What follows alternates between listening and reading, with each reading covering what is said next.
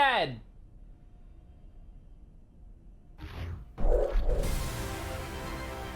Hello everybody and welcome to the Overwatch 2 Developer PvP live stream. I'm your host, Matt Mr. X, and throughout the stream I'll be joined by some awesome content creators and developers from the Overwatch team as we learn more about Overwatch 2's PvP by watching some of these awesome maps in action played live.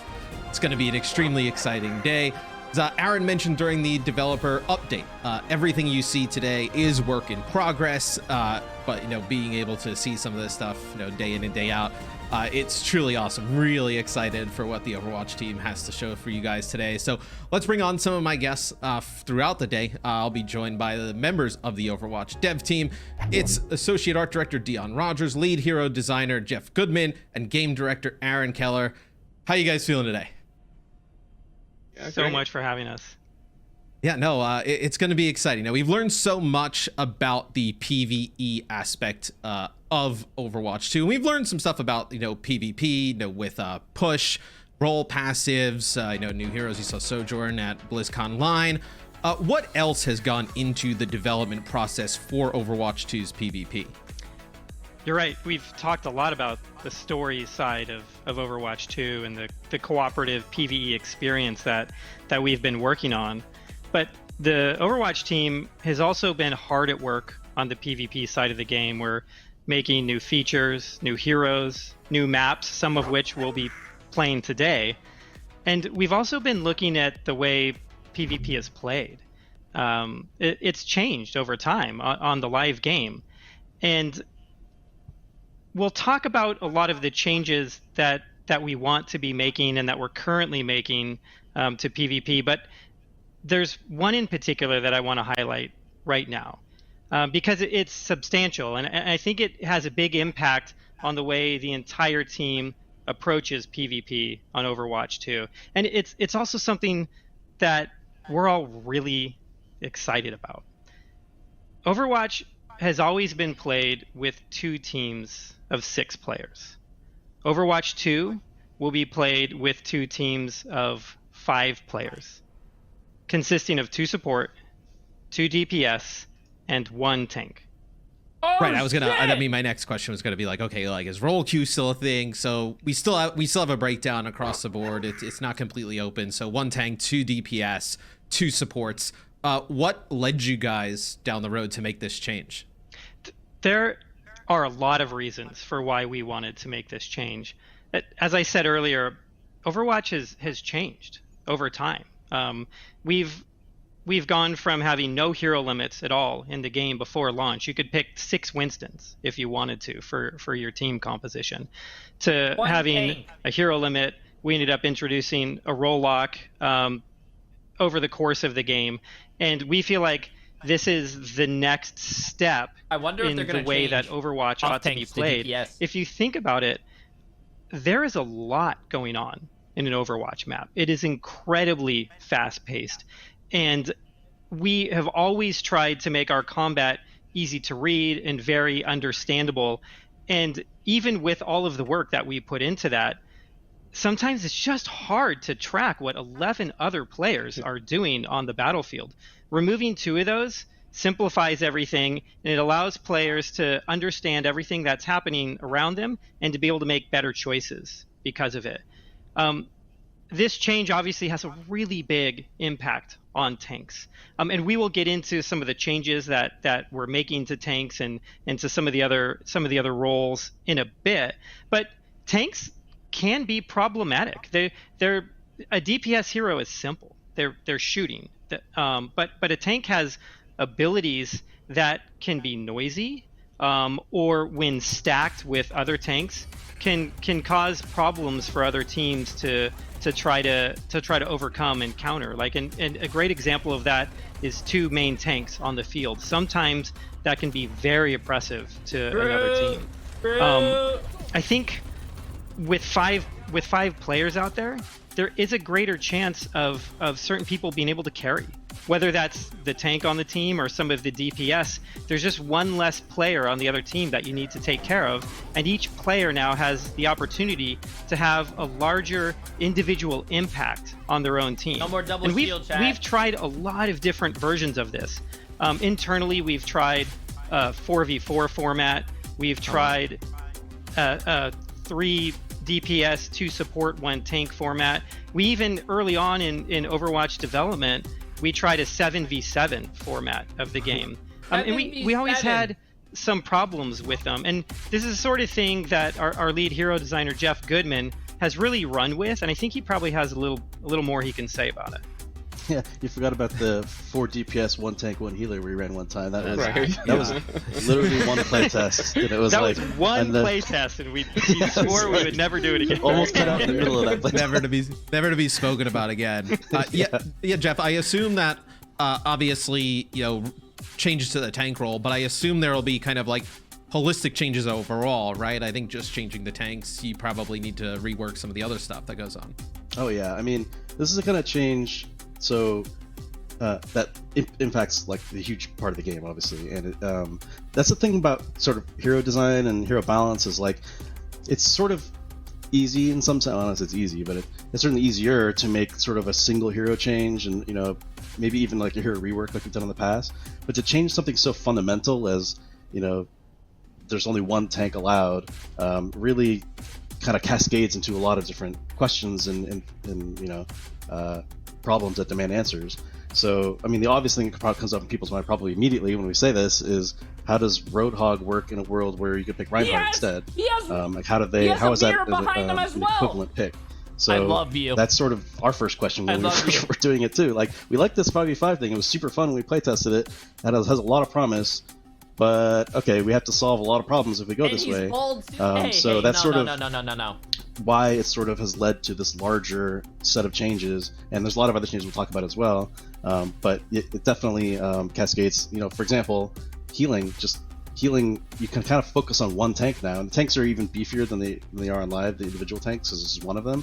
So we're thinking, well, is it too good to just play like 2 main healers and dump healing in your tank, and is it too hard to kill now? And maybe healing is too good now, and it's.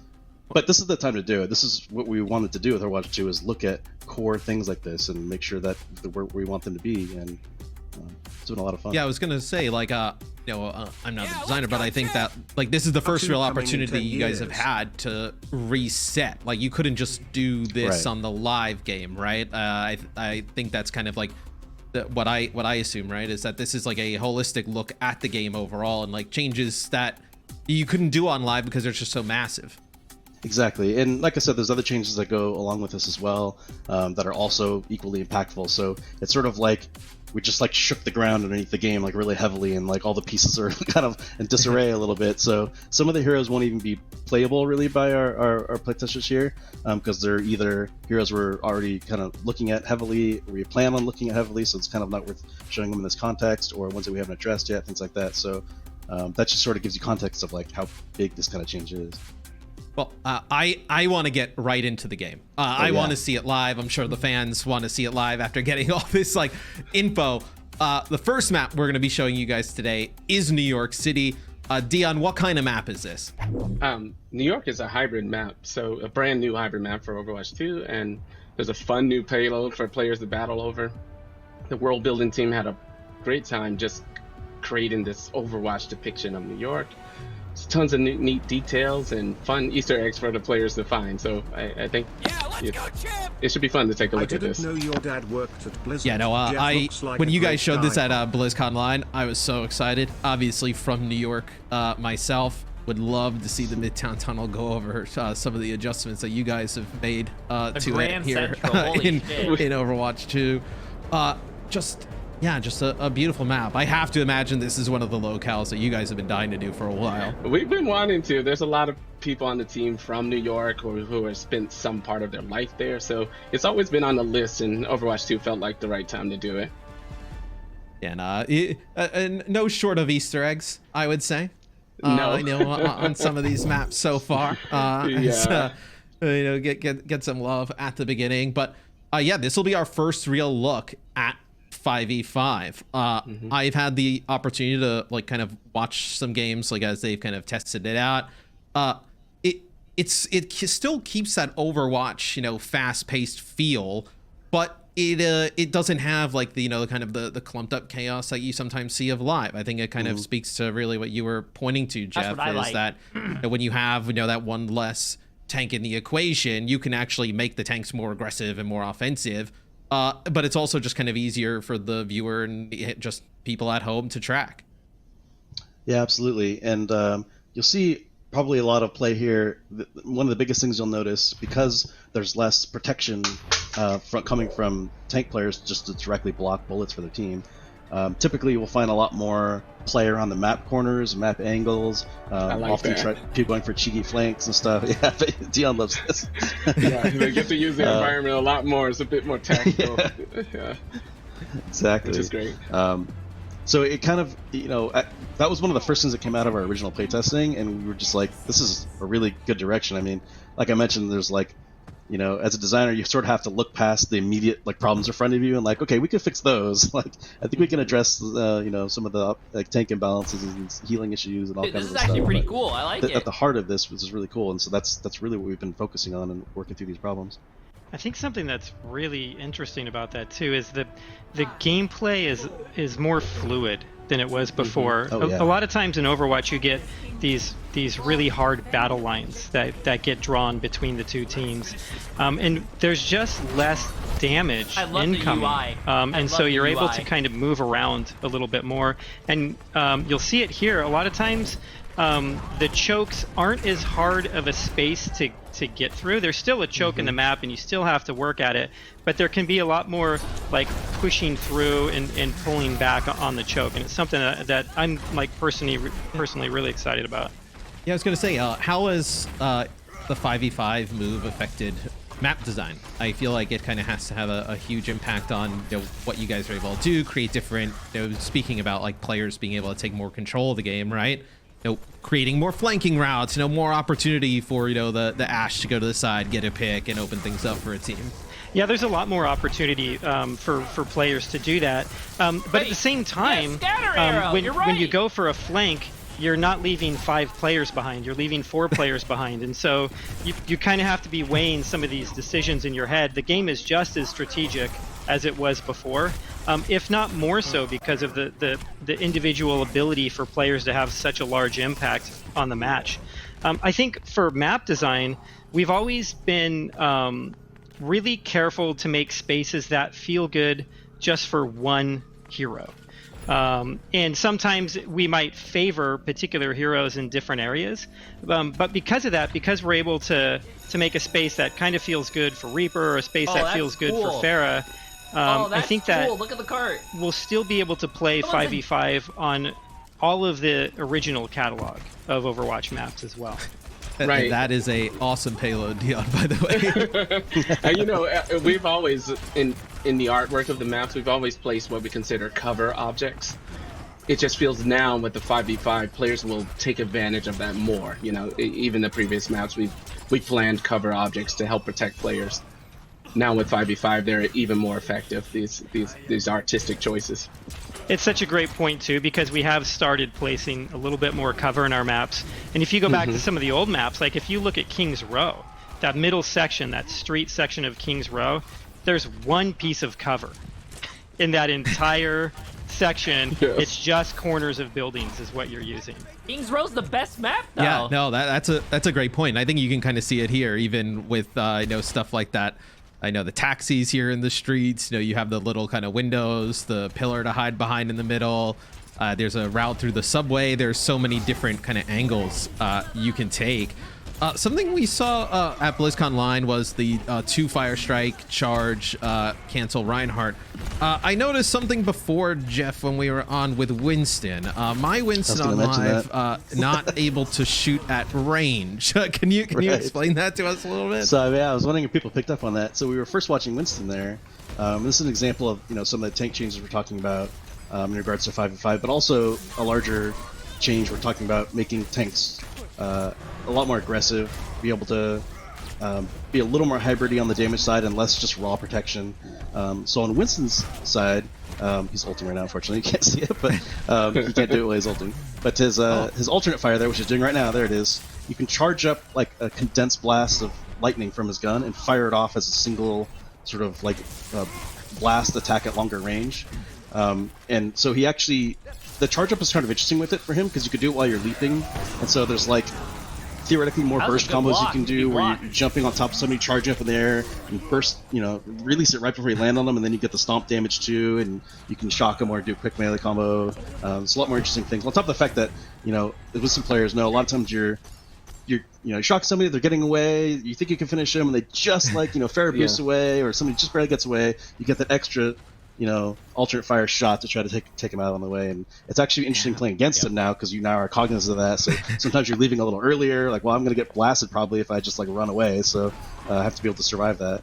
Yeah, I think that's one of the decisions all Winston players face. It's like, okay, I've jumped on this player, I've gotten them weak. I can either now get out of my bubble and try to finish them off, or just kind of hope a teammate does. But now giving him, I think it kind of goes back to more like that player, agency that you were talking about, being able to kind of take over the game, being able to finish it off. The nano boosted Ryan, this will never get old.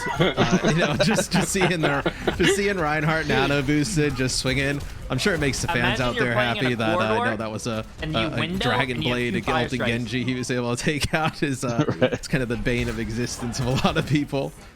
But this looks like, I guess, the second checkpoint, right? So this will unlock the interior of Grand Central Station. Oh, this is awesome. So it goes in. So the payload kind of goes inside of the station and kind of curves around, I guess. Mm-hmm. And you can see the payload is driven by an Omnic, who is a little Easter egg to our production director on the team. Our executive producer. So he got a name. Yes, Chaco. He's gonna be a fan favorite. Oh, he's even got it on the back. I didn't realize. I thought it was like an unofficial name. Like, oh yeah, it's Chaco. Nope, he's got the suit. Our executive producer, so he's helped us out a lot, and it was only fitting. He has he's lived in New York as well, so he helped out a lot on this map. What the fuck? You're famous, bro. And we have countless debates about the right type of pizza with him as well. Yes, right. Well, yeah, I mean, New York style pizza is the dominant pizza. I believe it's the water, but that is probably for a different stream. Yeah, you really want to get into this? My thoughts on the water in New York creating the better pizza dough. You also notice, at least I notice, the new sounds, especially when Ashe shoots. That is something that it was discussed at BlizzCon Line, but I think it's different to kind of see it in action and also to see all of the other players at the same time with those audio changes. It just makes the game feel even more realistic. Oh, look at the rat up there. Yeah, the sounds can get really punchy, and it just feels good to hold the trigger down with these different heroes. But you also get more information from it. So we've spent a lot of time not just developing what these sounds are, but how they play in different environments. So we've kind of upgraded the entire sound system across the game. So let's say when that Ashe is in a side room firing from that room, you really kind of understand where they're at and what type of environment that they're in better than you did before. And then you can kind of take that information and make different decisions or additional decisions because of it. All right, so we got a map complete from the offense here. Not bad. Not bad in their first go. The players are so competitive. I have to say this to the stream that we were like, yeah, this is fun. Like, everybody have a great time. And then everyone's like, put your SR in the chat. We're gonna make balance teams. Like, who's playing what? It's just, I feel like it's just the nature of Overwatch, right? Like, it always starts off, yeah, let's play for fun, and then you lose again, and you're like, all right, like everybody pick it up. Like, let's change things. It's like that meme when you're playing, relaxing in your chair, and then you lose, and you lean forward, get a little more, get the game winning posture. It's those nights of ranked where you lose like 2, and you're like, you win 1, and then you're like, all right, play to lose, and then you lose a few more, and then the next thing you know, you wake up, you're like, well, why'd I do that? Like 500 SR down the drain. That's so this will be an opportunity to see, like, Roadhog has a solo tank coming in for the offensive side here. I feel like he's just going to be even on live, right? He just takes up so much space, Jeff. Like, and he takes up space not with a shield, but like just his body. As I say that, we have a Zarya swap. But talk to me a little bit about like the thoughts on how like the Roadhogs of the world, Divas, even Zarya. I know there's some interesting stuff with Zarya as a solo tank. Yeah, so like I said before, a lot of this is still work in progress. We're still sort of addressing hero by hero. But like, because once we started going to one tank, it was sort of the big question was like, kind of what direction are we pushing tanks now? We're trying to make Roadhog, a lot more static defensively and have, big barriers or something to protect his team, or do we want more the opposite? We're like to take the Reinhardts and the Rissas and Sigmas and actually give them some more aggression and be a little more like Roadhog and Diva. And so we definitely opted for that latter route after playing, because it's like, not only is it just more fun to have that kind of extra speed and aggression, but a lot of what people had a lot of comments on in the past, when the metas get too full of barriers and shields, and honestly even sometimes when there's just the one Orisa blocking you with just the chain shields, and it's just like, people had comments like, I feel like I'm shooting shields all the time, like we were definitely hearing all that, and you could see some of the balance changes we made in the past in the live game. I've been trying to address this, but once we got into this situation where we're like, this is sort of an opportunity actually here to reduce a lot of these effects, and we still want them to be there and present and be important, and you can still block huge abilities. They still have a decent amount of health, but less than they had before.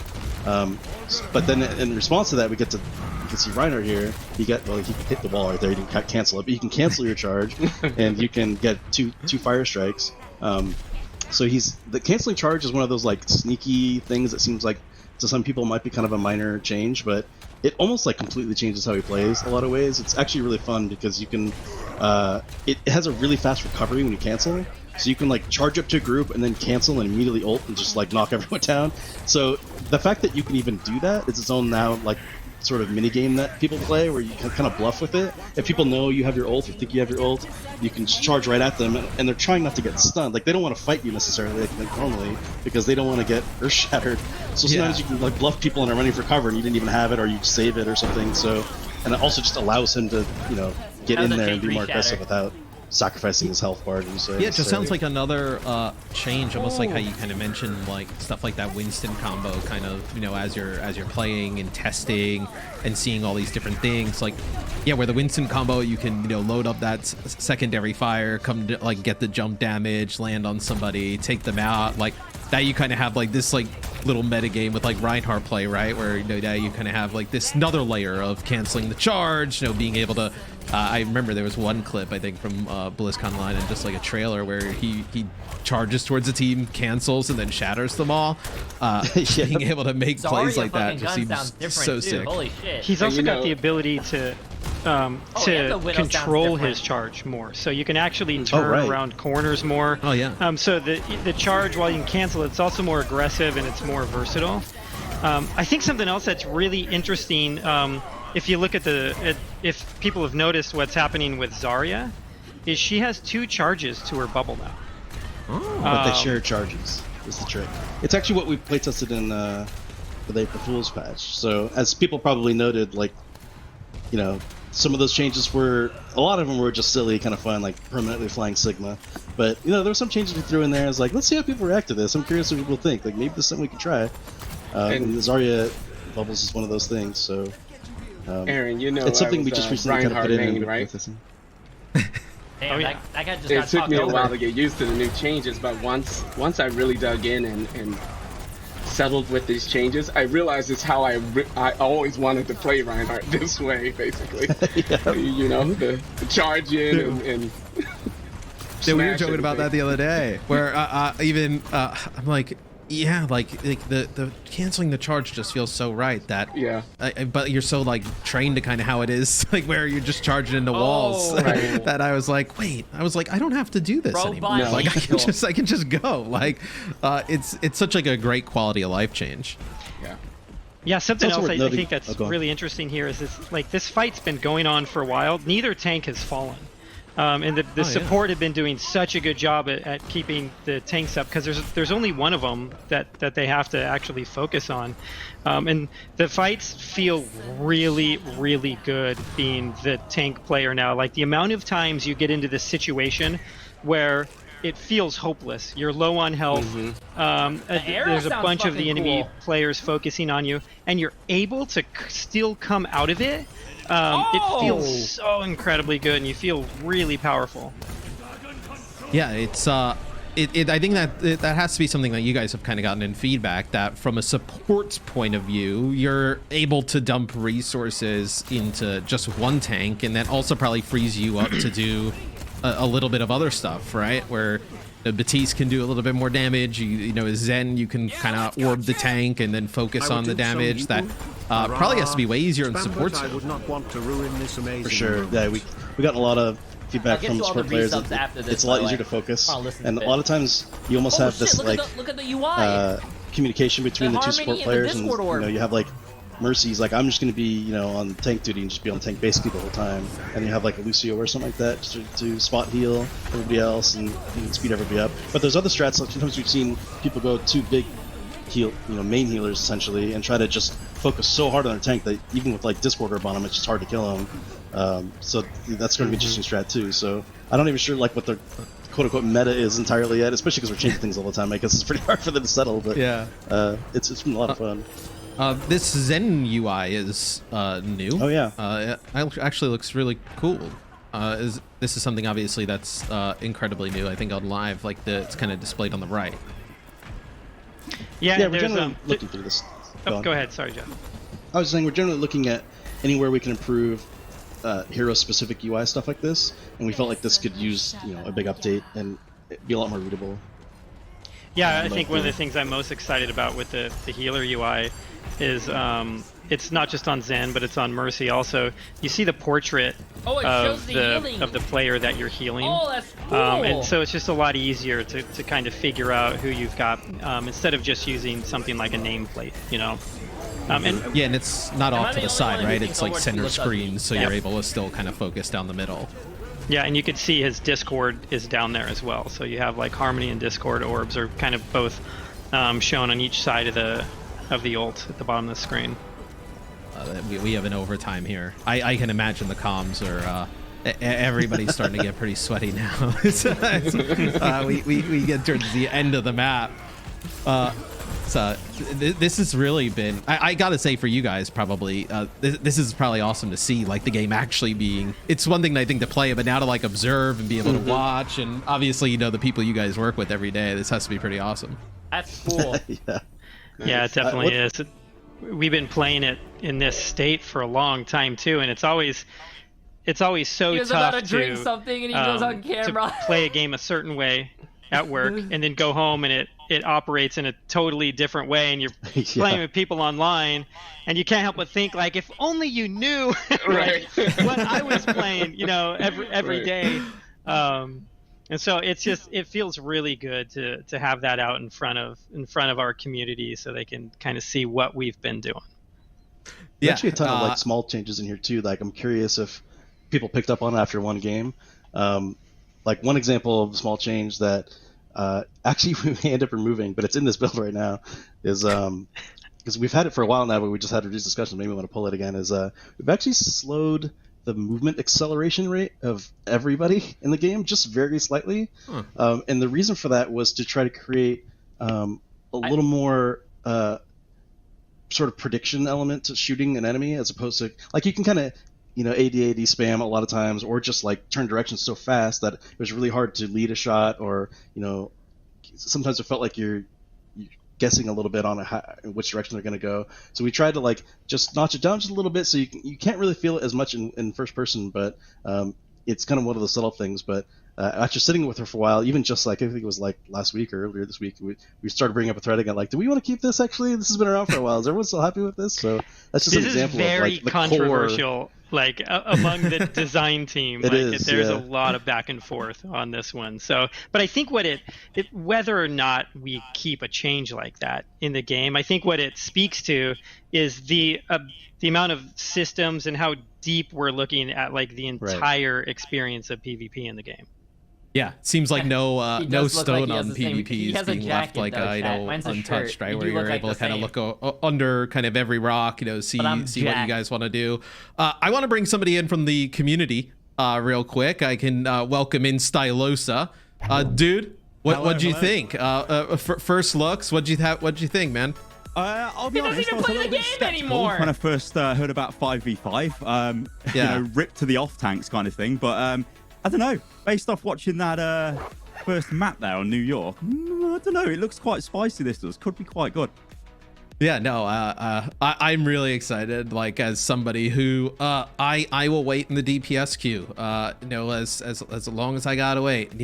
But now, like, seeing the tanks and seeing how aggressive you can play and push the pace. I'm excited to be able to kind of now dive into the tank role, and also when I'm support, to throw a few heals on my tank and then start pumping out some damage. Yeah, I mean, well, super buff tanks, you're just gonna go in, right? This is it's always been the dumb thing when you're playing Reinhardt, right? You don't want to charge in most of the time, but now it's like, just go in.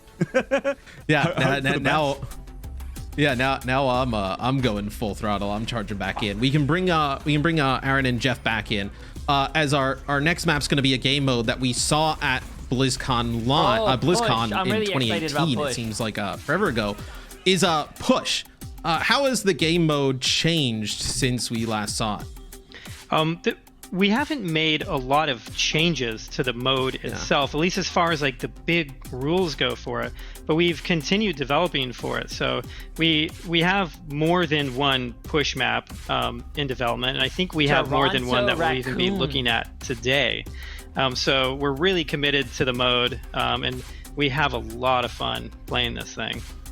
I think the interesting thing about push to me is from the outside, it sort of looks like it's a riff on payload, but there's something about having this robot move back and forth in the map that makes this very special. I almost think of push more as a moving control point, or a match of control more than a match of payload, and you'll kind of see it. The mode can be really flanky. So there's a lot of other heroes in here that I think can get play in push. And a lot of that has to do with just the bi-directional nature of that robot in the map, and also because of how quickly it moves. Yeah, now if you've never seen push before, there's a robot in the middle. Both teams will come out and kind of fight for it. And then once you get control, you can start pushing your barricade towards the opponent's spawn. It's the name push, guys. Stylosa, you played it at BlizzCon. How'd you find it then? I mean, it seems like such a long time ago when I played this at BlizzCon. It was pretty hectic. I mean, I will say, though, the teams were horrendously unbalanced at BlizzCon. And I think I had like Seagull, XQC, Fran, and me were playing against random people. It was a massacre. That's cruel. I'll be honest, I was just AFK. It didn't really matter. But it was. I can't wait to see it. Any Overwatch 2 news, give it me. I'll consume that stuff. Just give it me. How do you guys think it feels now in 5v5? Because the last time we saw push at BlizzCon, the PvP was 6-on-6. Does it play any different, you guys feel, especially on Toronto? A little bit. So push has always been maybe our most hectic mode, or our most dynamic game mode. And part of the reason for that is the way these maps are designed is we have a very sort of like wavy path that the robot travels on. So the objective is kind of always moving back and forth. And then we have a lot of very direct routes across the map that the players can take. And because of that, it allows players to take a lot of shortcuts, circle around the enemy team, and it creates a lot of these flanking opportunities. With 5 players, there's just one less person you kind of have to kind of keep in your mind's focus and kind of like worrying about where they're going to show up at any time. And so it's settled down a little bit. I still think it has that dynamic nature that we've always loved about Push. It's just a little bit easier to kind of understand. Fast paced. I think that's kind of the way I would put it. Like you have a lot of the buildings you can go through, different types of routes you can take. I'm excited. Let's jump into map number 2. This will be Toronto. This will be Push. This is the map that we actually saw back at BlizzCon. We all had a chance to play. It was awesome. Then I'm excited to see some of the flanking characters. You can kind of get like an overhead view of the map now and see your tracers, your Genjis on this type of map. Reaper is the one to watch for, I think. Has Reaper been tearing it up? Yeah. Really, so really is this map the same as it was back at BlizzCon, or has there been any alterations to it? It's virtually the same. When we had the map at BlizzCon, it was definitely a work in progress, and it's still a work in progress now. But we've had the opportunity to add additional polish and art resources into the map since then. All the maps just look so good. I know I see Stylos' face when we do the fly through, and he's just like smiling, and he's just like so giddy, like it's so fun. Where I feel like Push is going to add a different type of element to the game that like Escort in Hybrid, like you mentioned, are like the payload oriented maps, and I think Push kind of plays like that a little bit. But there's so much more movement, I feel like, than both of those, and just you take so many different fights all over the map. And I also love the fact that you just can't really tie on this map. I think one of the things like about Assault is that you can, you have like these like long like battles, and then it's a draw, and you're just like, I wanted to. I mean, I may maybe even be okay taking a loss there, but like this, you definitely get a winner. Yeah, definitely. And I really like game modes where the actual objective and the mechanics help pace out the speed of gameplay, and it was really hard for us to do that with 2CP. You can have incredibly long matches in 2CP and sometimes like really quick blowouts, and it just came down to what the two teams were doing, and the game mode itself wasn't really doing anything to enforce that the way it might in Control or in Payload. And so with Push, we have more of that, to where the game mode is actually helping to control the length of the match and the pace of the match. Yeah, as you see on the clock, it's a 8-minute clock right now. So yeah, it is pretty fast. I think it's definitely intended with some of these flankers in mind. As poor Lumpy gets taken out right off the rip. Lumpy was going on one of those flanks, didn't turn out so well. So does the bot unlock right away? It takes about 30 seconds for it to unlock, and the reason we do that is we don't want a team to think that there's a certain amount of pressure, or to have all this pressure to get to it as quickly as possible. We want you to be able to be strategic with the way that you approach the bot in the middle of the map, and it's very similar to the way that Control works. So we can see the robot. He's got a name, right? Yeah, his name's TWO. That's good. We see some Genji play in action. You see like all the buildings you can kind of come from, players up above to the side. I think you can definitely see that like fast paced. It looks way more like you can, as a DPS player, just kind of go off to the side, make a play, try and make a. You see here they're going right for the supports. Yep. Yeah, and the map, there's still a main path in Push. Yeah. And it's really important for us to have that in all of our map types. But there are a lot of ways to get around that and to get through it, and that's what creates a lot of these opportunities. Going for the remake kill. Can't blame him. Yeah. I'm watching this. Yeah, I'm here. I'm fixated on the gameplay. I think, this looks really deathmatchy. This does. Like, we're just, they're just going in, they're having a good old brawl, and then obviously the blue bar anymore. Or the point is moving through. It didn't show up as the blue bar anymore. It's changing up every single time, and it's just. To be honest, it looks fairly similar to what I played back at BlizzCon all those years ago. Just with one less tank. It's still just hectic. But it's just more spacing to operate. Yeah. I'm somebody who I play a ton of DPS. Like, And I'm excited that maybe not everybody will run around in like a death ball, and I'll be able to kind of like play Tracer and go off to the side and make a play. I noticed too, the green health over Lucio here. Oh, yeah. What is that on the UI now? I actually completely forgot about that. There's so many changes. I was like, sound barrier doesn't give green health when I do it. Right. So that's something we're changing up. Like everything's work in progress. It's possible to change, although we're pretty happy with it right now. This is a change to what we kind of call overhealth. This is like a larger system, which is, in Overwatch 1 you can have over armor and over shields, depending on who's giving it to you, much like you can have normal health and shields and armor. Dude, that gun sounds nice. Once we started getting into trying to create clarity and make sure the game's very readable in all these senses, like we mentioned with Zenyatta's UI. See, you see how his health bar goes that came up wider. too, is like, it's possible to get, especially you get into like PvE talents and stuff like that, your health bar can get really colorful really fast. Like you could have health and then armor and then shields and then over health, armor and shields, and you could literally have 6 segmented colored health, and it was like, I can't even understand what I'm looking at right now. This is like so insane. So we ended up condensing all of the over health concepts into just one concept now, and so it was kind of interesting. Other than Summer's EMP, over shields was more of a thematic thing than anything, because it didn't regen like normal shields, because it's over health doesn't have a regeneration value. So it was kind of nonsense anyway, honestly. So now we kind of have everything condensed into green health, and it's very understandable that you see somebody with green and you can see like, okay, that's not, that's over health, it's either going to drain, or if I shoot through it, it can't be healed and stuff like that. So it kind of helps clarify all that.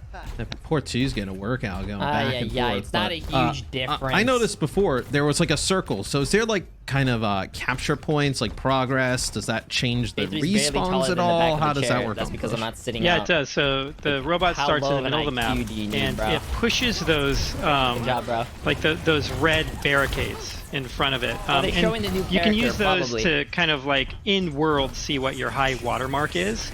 And if the robot's able to push it to the checkpoint, it will unlock a forward spawn room for the team that was able to do it. You can kind of see it just off to the left here behind Reinhardt.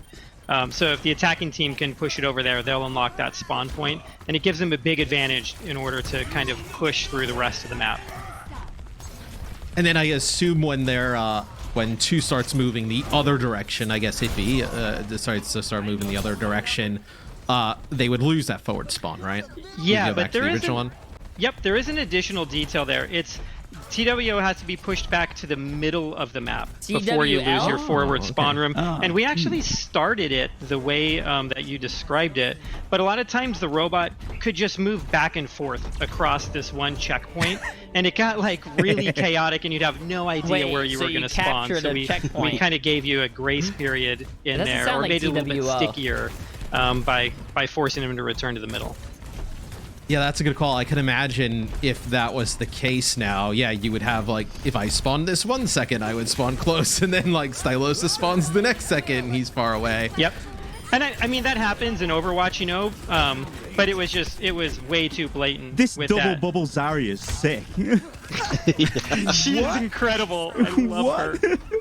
It's actually a pretty recent thing we checked it in, but it's pretty new. Is her damage ramped up when she's charged? Like more so than yeah. So you have the same bubbles you had before, but they're both using shared charges. So we found that because this increased flexibility in how you use it, she tends to be at higher charge more often. I mean, this is a good example, I guess. Yeah. But it's actually even a lot of playtests. I can find myself like, sending a message to people. What was your average energy? Would you say? Or how? I was like, you were kind of tearing it up. That seems a little insane. So, balancing TBD, but it looks so fun though. Ooh, I mean, this as somebody who Zarya loves to play Zarya, like, I also can imagine the people that I would play with on Zarya would just automatically double bubble themselves and everybody else. Actually, for themselves. Like, let's just run in and double bubble ourselves. But then you start to think like, actually, if I save 2 and Genji pulls out his blade on my team, I think if I double shield him and I save that up, that's going to be kind of ridiculous. I didn't even think of that. Like, not just applying the 2 bubbles to yourself, but you could, because they share the charge, you could theoretically like bubble again G-Blade and then bubble him again, right? Yeah. Or Feral. Bubble yeah. Feral Really well. and then bubble him again when it pops. So Holy this is, shit. So many different ways. Like, Yeah, so this is like, as it just kind of recently put in, coming off the back of the So tank April players 1st are going to stuff need to and learn how to flex. seeing how we feel about That's it. what and I'm learning here. it's, You can't just play pretty Reinhardt interesting. 24/7. I'm certainly concerned about it in some cases, but sometimes it you're also gonna gives play some really awesome Winston, play. So you know, kind of letting it Zarya. rock for a I while. want and to see see Roadhog. I want to see how what it feels. Roadhog changes are. work in progress, but Yep. I like the progress on that design. so there's an overtime in this OT, situation. How does the rule here work? I guess do they have to push all the way to the end, or do they just have to beat the time of the blue team? They just need to beat the time of the blue team. So the win condition for push is whoever has pushed it the furthest by the end of time wins, or if you're able to push it all the way to the end of the map, you'll win instantly. So now they're unlocking their forward spawn room right here. The tragedy strikes for the blue team. Yeah, they need to stay near the robot, I believe, to keep pushing. Yes. Yep. Yeah, right. Damn, So what you is that? can Like have, 5, you know, 10 seconds of him just the good standing old there? blunder where everybody walks off the objective and two just looks on sad. I don't know what you're talking about.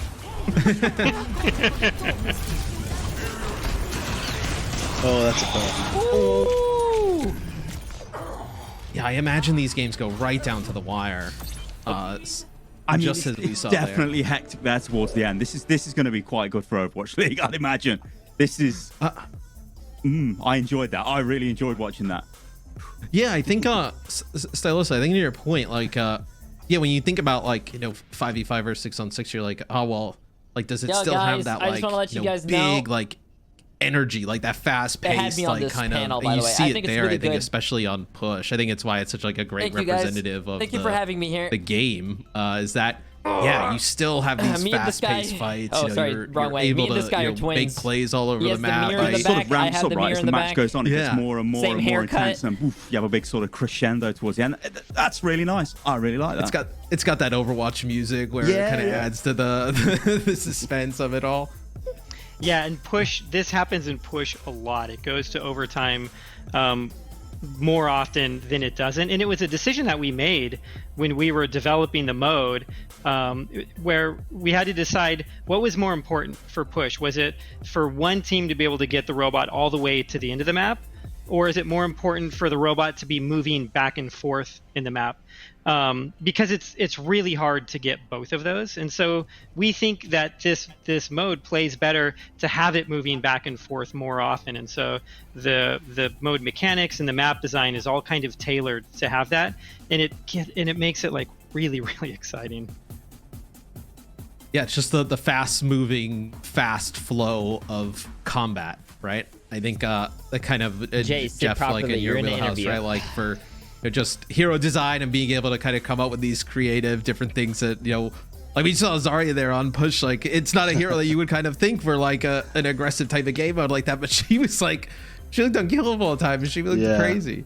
She's really scary in this form for sure, and you know I think that's kind of what we're thinking for a lot of these, you know, sort of off-tanky kind of characters before, you know, Roadhog and D.Va. We saw D.Va there played as well, and D.Va's gotten a lot of changes too. So I think it's worth noting that we're not like taking every tank and just making them super aggro. In some cases, we're I want to see pushing Roadhog, some of the man. more aggro tanks and making them a little tankier. So I mean, a lot of cases they have a lot more your health, bed as is a people notice, disgrace. but, So D.Va has a lot her more fucking sort of face is a matrix disgrace. juice in the can. You don't see that me she can saying use a that. lot more. So that's an example of where we didn't just like give her more missiles or something like that and let her go kill everybody. It's like she can actually protect her team a little more. So she slides a little bit closer towards, you know, the defensive route. There's probably players out there who want those missiles, but I'm happy. I'm happy. So we saw I'm Reinhardt, happy that's D.Va, not happening. Zarya. But Stylosa, final thoughts, still man. missing- Excited to have you on. What do you still think? missing Yeah, no, Orisa. I am Roadhog, very impressed with that. Much more impressed than I Sigma. thought it would be. It's been so long since I've seen push in action, and it definitely looks better 5v5. Like, yeah, I don't know. That's I want to see more. I want to see more of this. Like, you know, I feel half done, but I just get in one game. You know? Yeah, Stylos is not going to leave the call. He's just going to plant his stake down and just hang out. But guys, we're going to go for a quick break. Don't go anywhere. When we come back, Super's going to join the show, give his thoughts on some of the things he's seen, go over some of the stuff that's going on with the tanks. You don't want to miss it. Stay tuned.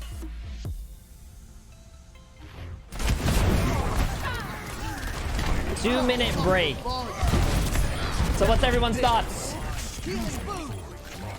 What's everyone's thoughts? 5v5? Zarya has 2 bubbles. The gun changes are different. The UI changes are different. I'm actually pretty excited. I want to know what they're gonna do with like other tanks like Roadhog, because we haven't seen we haven't seen Roadhog, we haven't seen Orisa, we haven't seen Sigma. They've been playing Winston, Reinhardt, and Diva. We haven't seen Ball either. Yeah, I really want to know, bro. If they put Roadhog into a fucking, imagine Roadhog, if you land a hook, his hook resets and he can hook again. Oh my god. I think the UI looks ugly, TBH. I like the UI. I think the UI looks clean.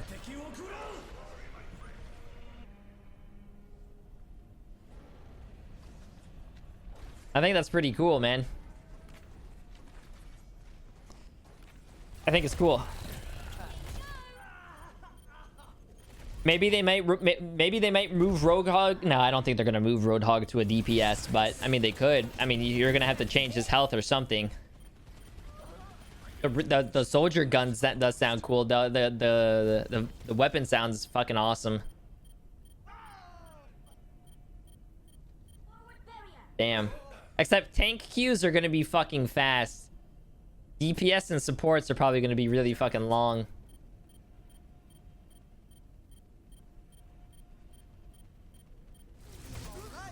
What about the new hero? We haven't seen the new hero as well. There's still a lot of changes I want to hear. I want to hear more about the, like... Welcome back, ladies and gentlemen, to the Overwatch. Okay, we're back. We're back. Developer live stream. I'm Mitch Leslie, and already we've seen a ton of what is in the works for Overwatch 2 PvP. There's a lot to take in, obviously, with new maps, new game types, and changes, of course, to some of the core mechanics of the game. So we're going to rehash a couple of things, of course, over the next few maps, but we want to drill down on a couple of the things we've already talked about so far. To help me do that now, we'll be joining our Overwatch League superstar Matthew Super Delissi, of course, is everybody's favorite neighborhood main tank. How you doing, Super? Obviously, big news today. I'd love to get some of your initial thoughts on it. Yeah, thanks for having me, first of all. I mean, the tank changes, that's definitely the one that, you know, kind of stuck out to me. The fact that, you know, only one tank, because I'm a tank player, and, you know, my experience with tank, you know, it goes up, it goes down. Sometimes you get bullied as a tank with 2. So I'm curious to see how that's going to progress and change to make it so that it's a lot easier for one tank to be, you know, work properly and not have as many struggles. Yeah, I mean, this is something that I think you watch in any sort of tank player's stream right now. You can sort of see plenty of the ups and also some of the downs here. Obviously, we saw, you know, maybe some more power being shifted in the direction of the tanks, right? You know, we saw Reinhardt with the double fire strikes. He's got some more of that charge control, and the Winston changes. What was your thoughts when you first saw the fact that Winston now has a bit of longer range equipment to bring to the fight? Yeah, I thought that was a little bit interesting. I also like that they grabbed the Zarya from the experimental. I mean, at least in when I played the experimental, I thought that the cooldown needed to be shorter on that.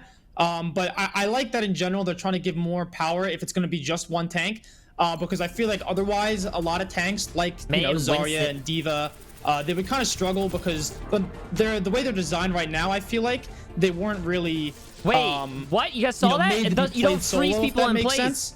But now I feel like if they do the proper changes, then I think it could actually be pretty good. No more freezes. Absolutely. And you saw there as well a couple of the changes. We mentioned Winston's maze. We haven't really talked about it. It's definitely part of a a wider conversation that we can sort of tap into in a moment. And of course, we'll be rejoined in just a moment by some members of our development team as well to maybe add some context and field some more of these questions here. We already heard a little bit about D.Va and sort of the way that she was sort of tweaked. So I want to take this opportunity to bring back in Jeff Goodman, of course, the lead hero designer on Overwatch 2, and Dion Rogers, our associate art director. Guys, thank you so much for joining us here. Of course, now you have a bona fide main tank player at the professional level in the room here, and Super, of course, a chance to share some of your thoughts. But gentlemen, overall, it definitely feels like the role of the tank changes vastly now in this landscape. Not only is it just one tank, but maybe some of the roles or things you're expected to do in the game may have shifted.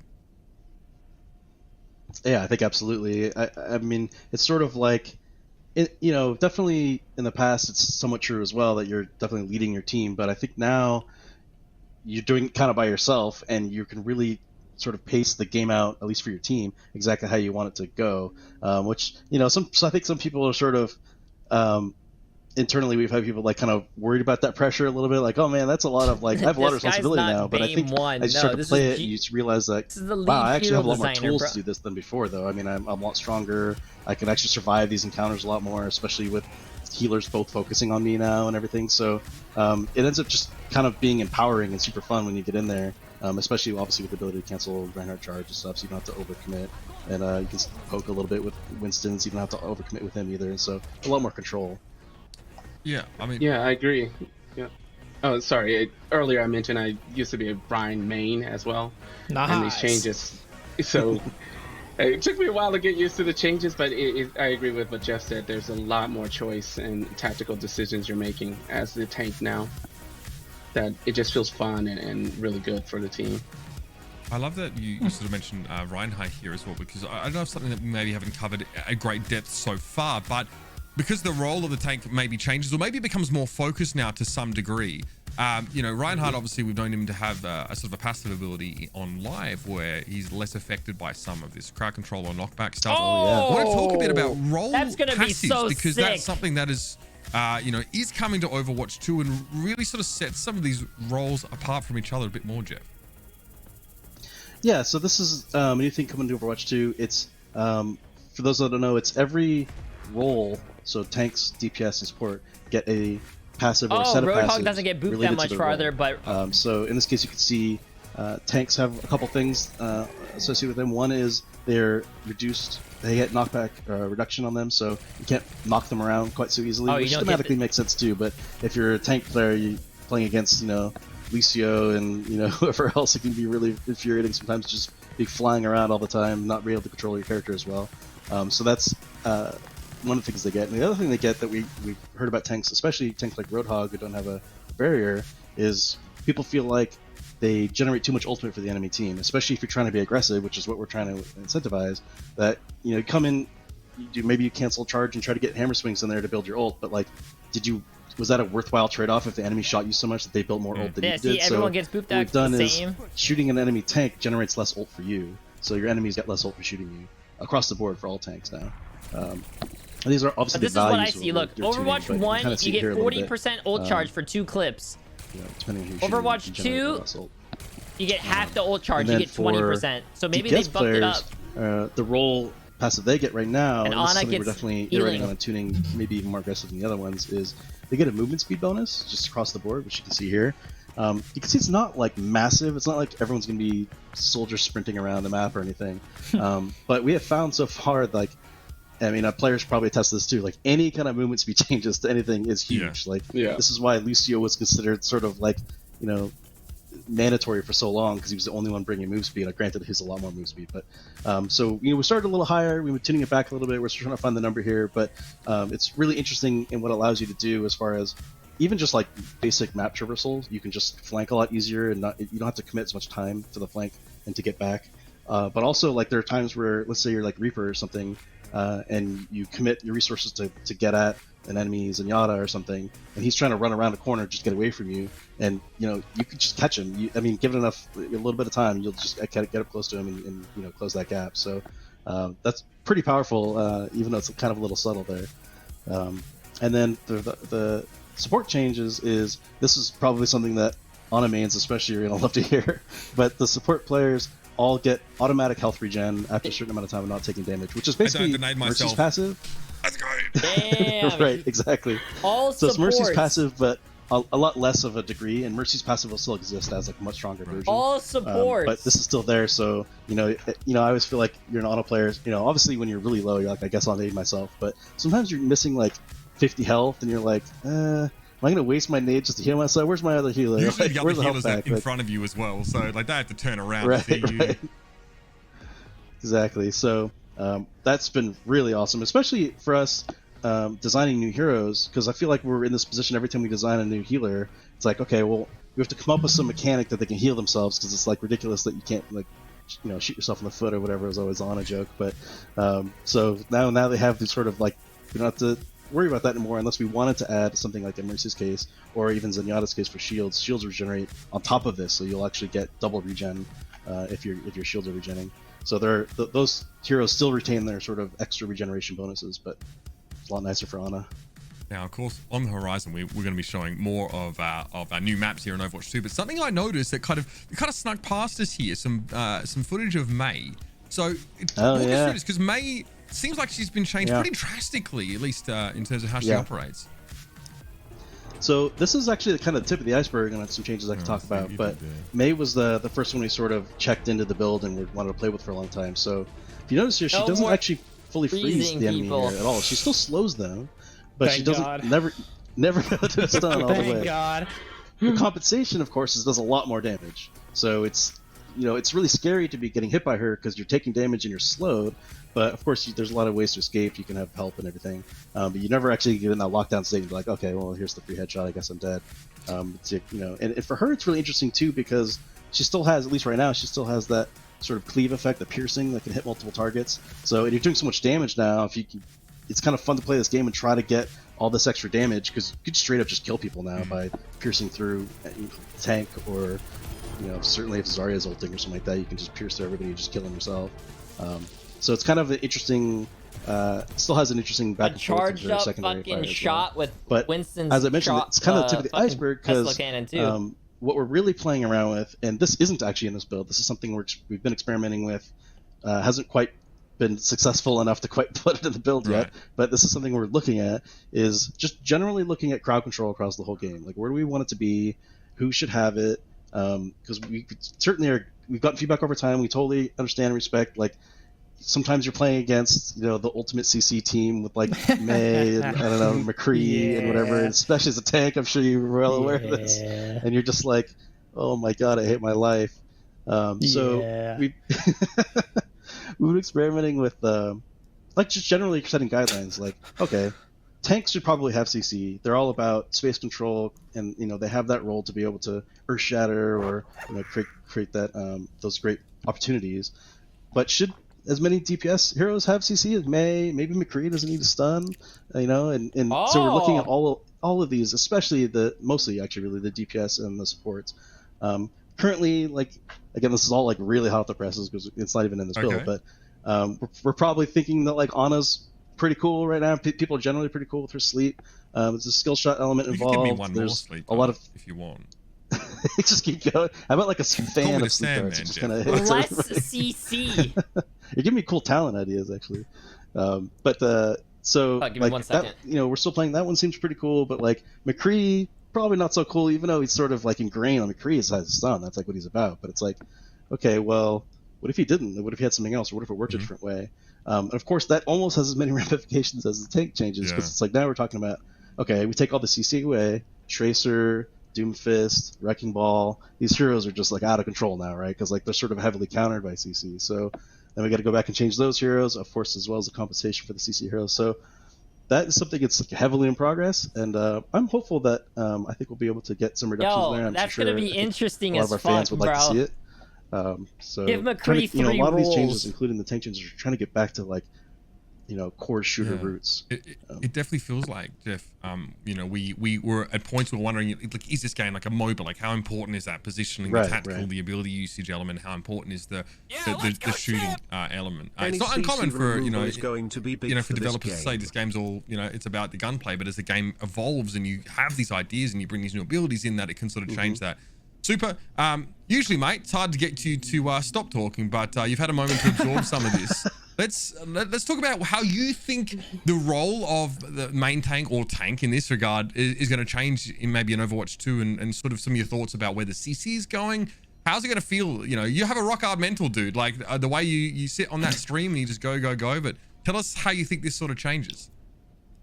Yeah, so that was kind of a big worry of mine, was like you say one tank, and then I'm thinking current Overwatch where, you know, you're playing against a Brig and then an Ana and then a McCree and a Mei, and then, you know, you're stun locked for 17 seconds, then you want to alt F4. But if they're, you know, if it is, you know, looking at the rest of the CC in the game and you're looking to reduce that across the board, and then on top of that you're adding more utility to tanks, I think that's, you know, it's going to make it easier to do that.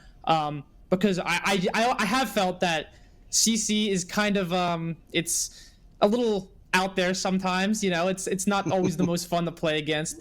And especially for me, I always felt that displacement CC was almost more egregious than like stuns, because like if you get booped by like a Lucio and like a Brig whip shot or a ball that can like swing back and forth, I always felt that was more like annoying and frustrating to play against, because you couldn't really control that. Like you kind of just got knocked everywhere, and that was just the way it was.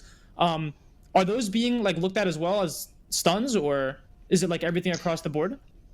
Yeah, definitely. But the nice thing is we have this new tuning knob of the tank passives to say, you know, if we still want Lucio to be able to boop enemies off cliffs or something and still leave that strong, but we still think tanks are being booped too much, we can just dial that like knockback reduction up a little bit for the tanks, so they're less affected by it. So it's a nice place to be. Absolutely. All right, that's nice to hear. I mean, yeah, we're drilling down pretty heavily into like, you know, what it means to be a tank player, and I think talking about it is good, but I kind of want to see some more of it in action. I mean, Dion, I can see it here on the little preview screen, but our next map is really incredible, and it really captures, I think, the vivacity and vibrance of a region of the world that's really known for it. Talk to us through this map that is Rio.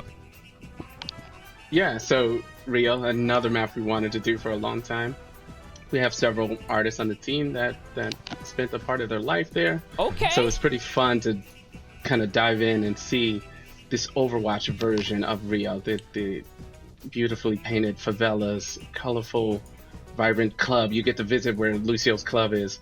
The team loves going to Brazilian barbecue. So one of the spawn rooms is a Brazilian barbecue place. You know, it's another map. We're just having a lot of fun creating different details and this aspirational version of this location for Overwatch 2. And it's a brand new payload here too. You guys saw earlier, it's a pretty fun carnival float. So we're just having fun with these maps.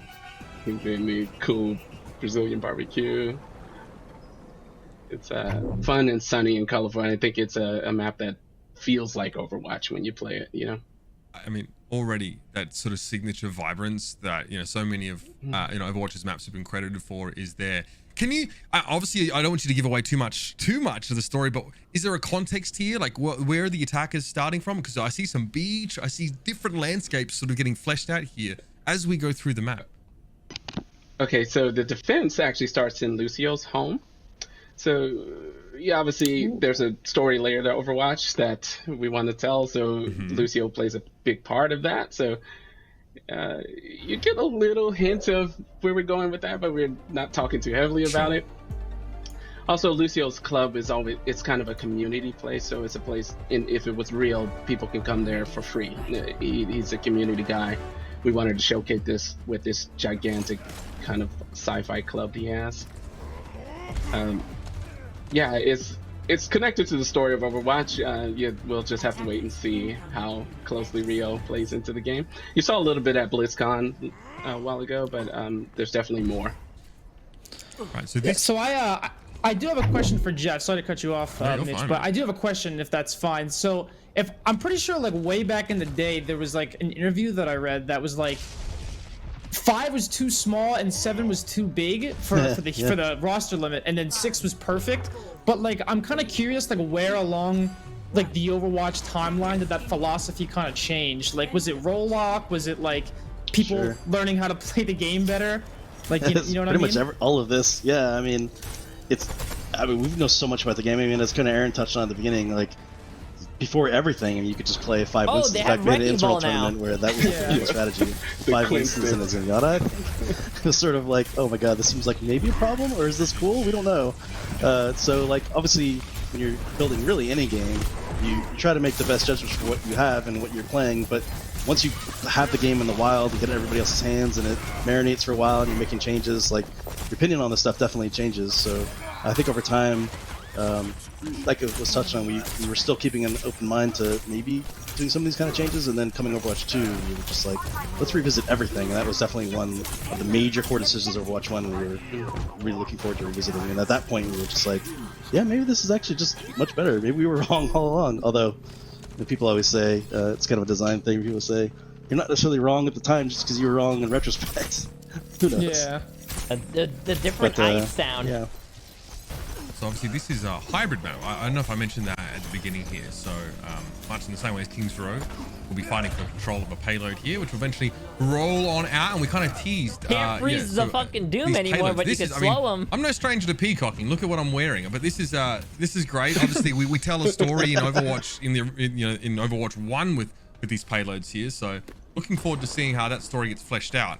What I'm seeing already is real difference in map geometry, right? As we move into the second phase, all of a sudden it's less about chokes and overpasses, and it's just this jumble of all these buildings and so much high ground here. This is really so feel like fucking... the way you play the map changes drastically here. There's so many fucking places you could go. High ground, the left side. Oh, you can go ahead. Oh, that was just one thing. We're trying more of this phased approach with the visuals and the gameplay as we move through the space. So you saw it was a bit more open. As you get the payload, there's a feeling of changing gameplay and art as well. So this visual progression as well as gameplay is much more clear in some of the newer maps we're working on.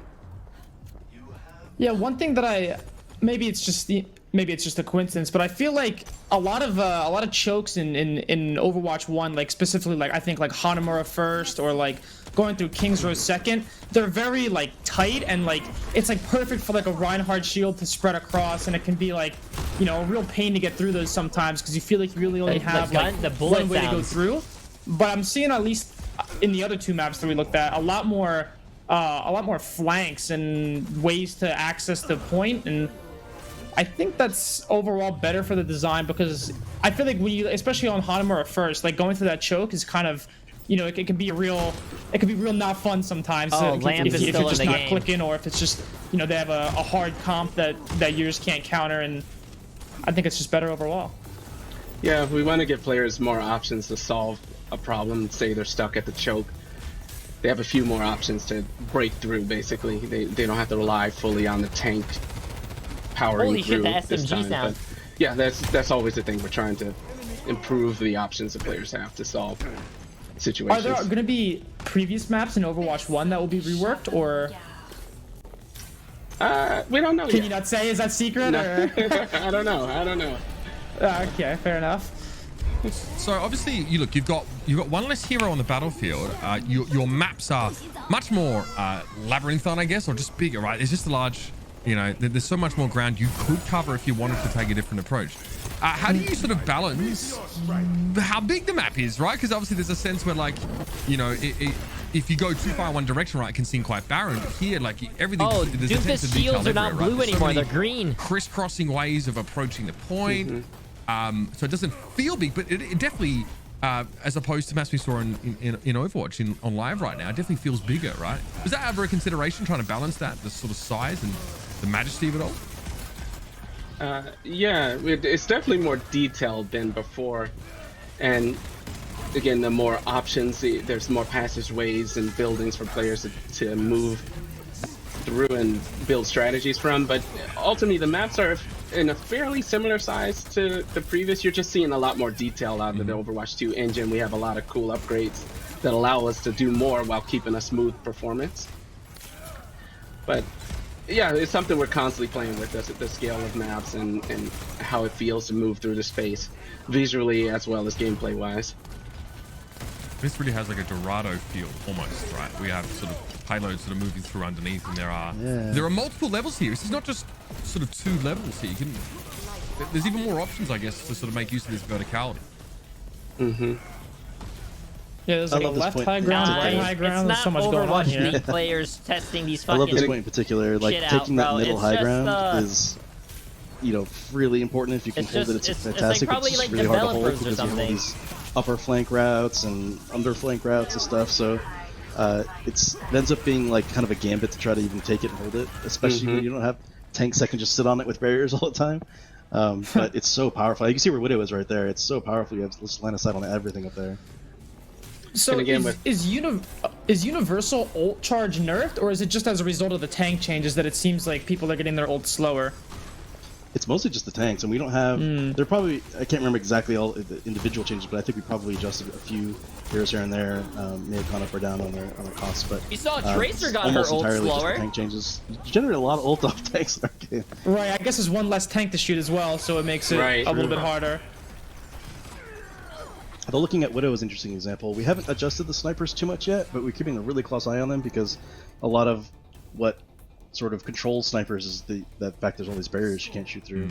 When you're playing as Widow against a comp that is, you know, like back in the day when it was like Wrecking Ball only or something like that, like you definitely are a lot more powerful. So we have to make sure that they don't get out of control. I feel like on some of these choke points, it's definitely a lot more wider than some other maps, and I feel like you know, if unchecked, some certain Widows could do a lot of damage. Yeah. So yeah, just yet another thing we got to keep an eye on with change like this. Right. I mean, you know, we talk about how sort of tanks have changed now to sort of allow them to be more multi-purpose. Oh shit! Look at his computer. What the fuck, bro? Obviously, like, you know, when you have a Reinhardt, you kind of know what the player's playing for, right? Shield creates space, right? You create space just because the shield exists, and with someone like Roadhog, they create space because of the threat of the hook, right? It's not even something that's necessarily it's implied threat, right? It's not exactly. We see Hog. So I want to see the changes with Hog. What is the idea for a tank? Do you still want there to be the mix of there sort of being that implied threat plus obviously a very visible threat? You know, has it changed the way you think about how tanks create spaces now? Obviously, all tanks have to be able to do that to some degree, regardless if they have a shield or not. Yeah, absolutely, and obviously. Also impacts new hero design, working new heroes, how they're going to interact with creating space and defending their team. Certainly looking at let's see the Hog changes. You know, Arisa's not being played here for a reason because we're looking at her really heavily.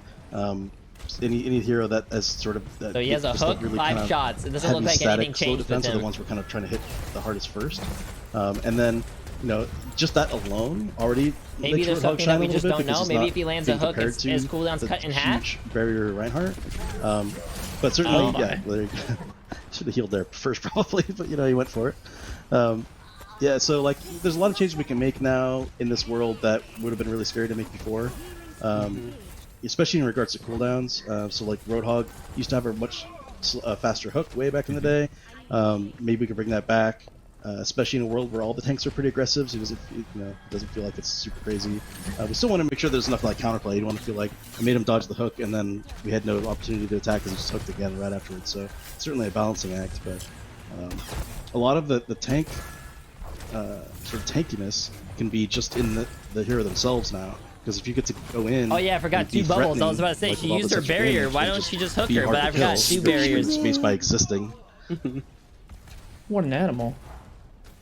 Obviously, Super, I'm curious at your opinion here. Obviously, as someone who plays tank, right, and you know you'll play, you know, main tank as we called it, or off tank. What is it that makes you sort of feel most powerful when you're playing tank, right? Because obviously all the heroes offer something so different, each of them. But could you narrow down to something? What makes you feel like MTD feel? You know? Yeah, I feel like a lot of it comes down to like decision making, right? And a lot of that currently is kind of based off of the fact of what your second tank is doing, which is obviously you know, no longer a thing because there's a removal. And I feel like this is really gonna have to rely a lot more on like your supports keeping you a lot more alive as opposed to like your off tank or secondary tank, you know, being in coordination with you. Because the supports now, they only have to focus on one tank in particular. As opposed to, you know, having to split it between 2. And I feel like that's probably going to have to give a lot more... Tanks are going to have to play a lot more, I guess, assertive because they can't really rely on their other tank to make the decisions for them or like to, you know, help them out in that way. I feel like it definitely changed. I know, you know, there's a good handful of players who, you know, their selection of tank really boils down to their capacity to deal damage. You know, like a lot of times, like you'll see them, right? You get these weird sort of Sigma Zarya comps, or you see like a lot of people just like playing Roadhog. That's their favorite tank because he does damage. You know, trying to make, you know, a player feel powerful on tank without just doing damage requires you to really think much more about game design. So that's what I kind of wonder. Like Jay3 out there. Doing a ton of damage, how do you sort of balance a tank to make them feel powerful without just pumping numbers into their primary fight? Yeah, I feel like that's probably a design philosophy that I'm maybe not. They switched to Reinhardt. They switched to Reinhardt. That's actually that's because I wasn't actually asking you, but you can weigh in on it first. Okay, yeah, I'll stop speaking. That's good. No, that's good. I'll stop speaking. I'm curious where your opinion is, but yeah, I mean, a lot of it's wait, like Roadhog. I mean, Reinhardt has only how much healed? 800. Trying to make sure that, I mean, that's kind of the point of the Zarya change, is just giving her more flexibility and more options. So, I mean, it happens to be she also generates a crap load more energy and is way scarier. It does more damage in this case. We may have to rein that in a little bit. She was already running out in that last little bit there with like 80% and then 100%. So you can see it's pretty aggressive. But yeah, it's definitely just trying to create really interesting playmaking opportunities and just strategic thought. And I think that's where a lot of people kind of like to have the tanks exist, where it's, if you really want to just click heads, there are probably better options out there. I don't think we're likely to make any kind of like sniper tank out there or anything like that, because, you know, there's a lot of other opportunities for that.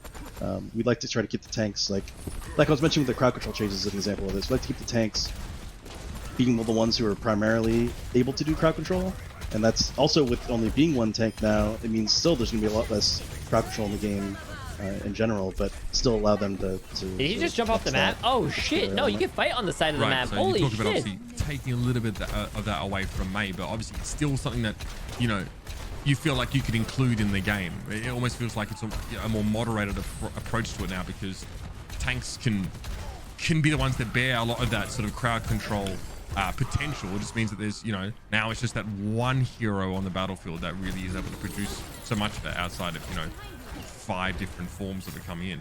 So it feels like almost responsibility as a tank player is almost kicked up a notch there, because you got to be a jack of all trades in some cases. I can't believe I can't get over how clean this all looks. I think it's clean. Yeah. Where I like the UI changes. To counter the old charge could look a little different. Genji blade, then, you know, is ready, and you need to, let's say you're playing Hog, you like really want to land that hook when he comes in. It's a really big game changer if you land it. So sort of like make sure it's up and then you save it and try to keep an eye on him. And conversely, if you're a character who is really watching for, you know, like Reaper or something like that, wants to get his ult off, but you want to make sure you're not going to get stunned, it's a lot easier to sort of track who's can stop you. You know, you're looking for their tank and looking for, rather than looking at the whole enemy team. It's kind of like when you're Zarya trying to ult and you're watching T-Ba really close because you don't want to have it eaten, and that's what you're most concerned with as far as timing goes. It's like that with more CC in general, I think. This guy's nuts on Roadhog. Yeah. even with sort of less knockback, Ryan obviously being as close as he was to the whole hog just sort of gets knocked away. I sort of remember it was almost like a tooltip text loading into game, sort of playing Overwatch, that sort of said like, listen out for footsteps, like the heavier footsteps mean your opponent is potentially more dangerous to you. But it definitely feels like, you know, the weight of these weapons is much more effectively conveyed, right? If I'm listening here as we're sort of talking, like that scrap gun sounds extremely meaty. I love the weapon sounds. He's done such a great job. And they, especially like Widow. Soldier. Oh, Widow, yeah, Widow's so great. Widow is the sort of insane. like the echoing sound when you shoot in an open space. Oh my god, it's fantastic. You really feel like you're actually wielding a very high caliber weapon, right? That actually has weight and it has a sense of kickback and sort of makes sound. And also, like, it based on where you are in the map, you know, the environment. You know, I think this is maybe covered. I think this one online as well. But it really feels like the environment. We were inside, you know, club in Lucio's club beforehand, and that echo is really much more apparent, right? That environment playing a big role in how things sound. And being on the receiving end of Widowmaker's shot, it just feels so much more dangerous hearing the sound. so it helps you. I think the ult charge symbol does look fucking plain though. They need to change that. Right, yeah. That looks kind of Resident Hide Evil. in terror. It's just a circle with a number in it as well. Like it's not just when you fire, but getting hit by these weapons and these abilities seems like it. Yeah, it has more of an impact. It's not like we're giving you an earthquake in your seat, but I feel like I'm almost sort of shifting in my seat as people are getting hit by stuff here as Doomfist lands punches. So much more visceral experience, right? Oh yeah, I mean it adds so much. I mean, there's so much done to. I'm certainly not an audio guy, but I've talked to them a lot and what they've been working on. But they've been given the ability to create more accurate sounds in certain spaces. So like an indoor tighter area or an indoor wider area can have different sounds and get that sort of sound of things bouncing off the walls. And it's so epic. And not only is it make the game feel a lot better as far as like your weapons and getting shot at, but like it actually makes the environment feel a lot better because you feel more connected, like you're actually in that space, just the way all the sounds are playing when you're in that space. The immersion of the environment too, that's just the sounds of the environment is it's beautiful now. If we could just walk through without all the bullets.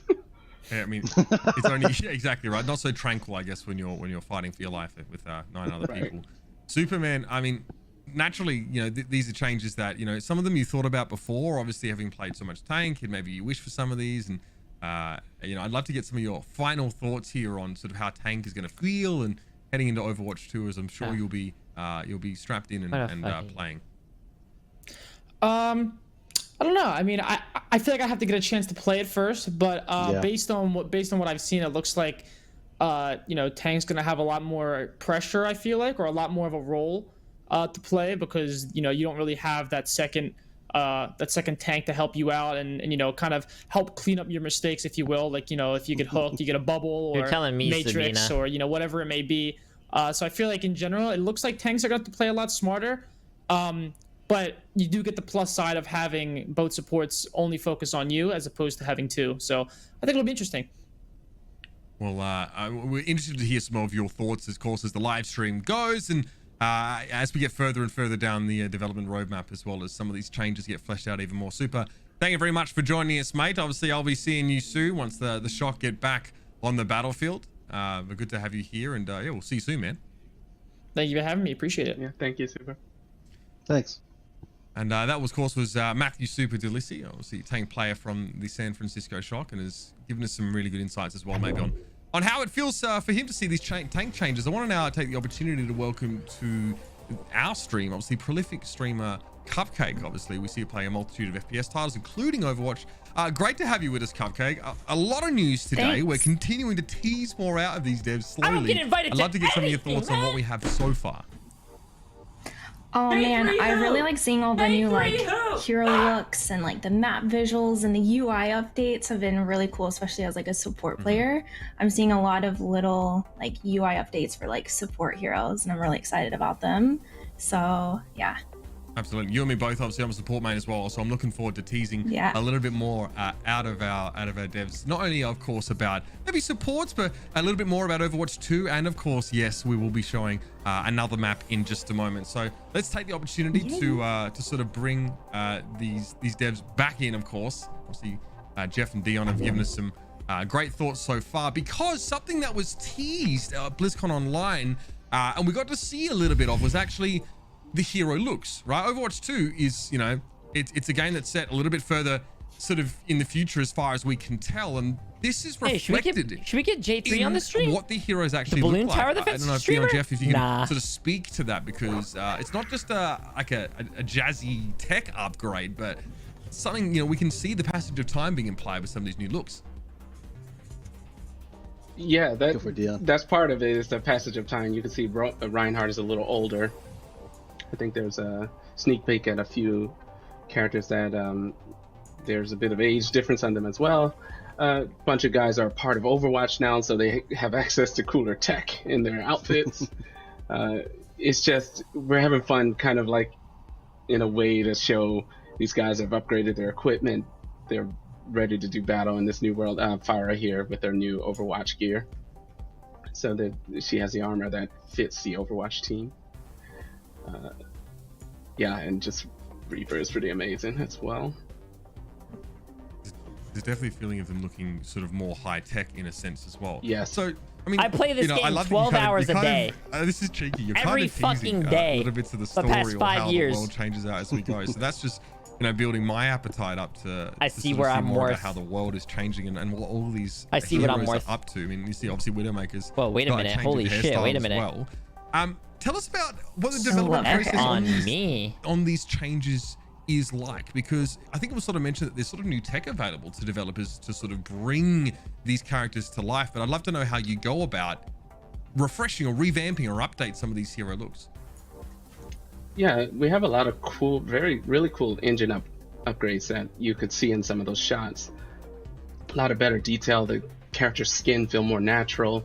Their hair has a really awesome shader, and it's still stylized, but it just feels much more real, almost like you could touch it. This is in the environments as well. There's tons of nice detail. We've upgraded the lighting engine, so shadows are better. All these things are just to make the world feel much more immersive, more dynamic, and more animated things in the world. The characters have the cool tech gear and details that we weren't able to do before until we kind of tune some knobs in the engine, and so we're subtly playing with this, maintaining Overwatch style, keeping the game performance smooth, but upgrading everything to the Overwatch 2 level. I'm curious about like the new upgrades to the skins and like just the heroes themselves. And you guys have all the skins from all the different heroes from Overwatch, and like how challenging it is to bring them in and like update their looks as well. Is that an easy process, or is it like tedious to make them all my look bed just in the as background? good? That's a great question. So a lot of the tech In my mirror. For example, the skin shader will apply to all the older skins as well.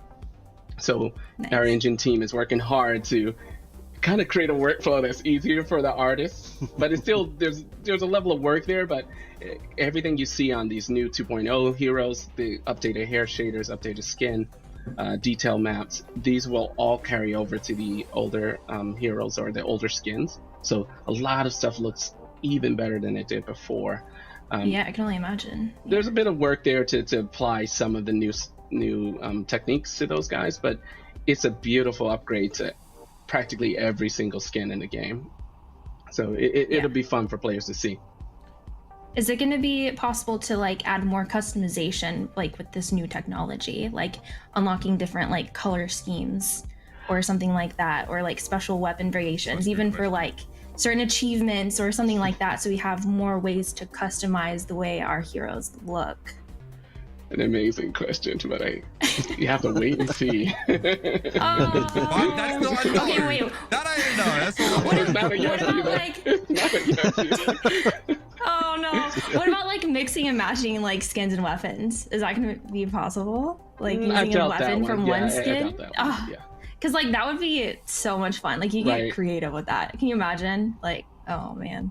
Now, I mean, Ugh, we're okay. we're theory crafting. We're off to the races here already. I can't like this. I'm like, I have so many ideas. There's a lot of fun stuff in store. Yeah.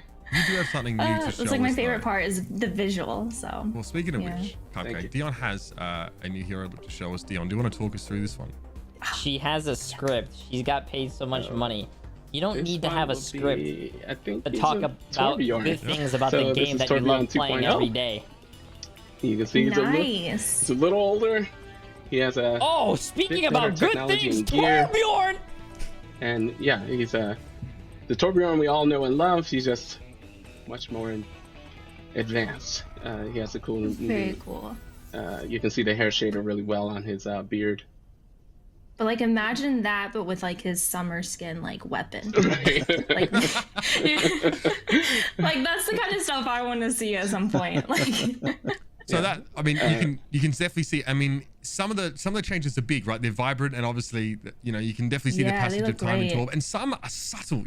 It's the patches on the knees of his jeans. It's the connectors between the hardware that he's using, the goggles that he has. Ooh, look at him. Right. We can see this gregarious attitude from him quality. clearly displayed, though. I think that's very much still been brought to life. And we want to upgrade the characters, but we don't want to lose that silhouette that's familiar to players. He still looks like Torbjorn from a distance.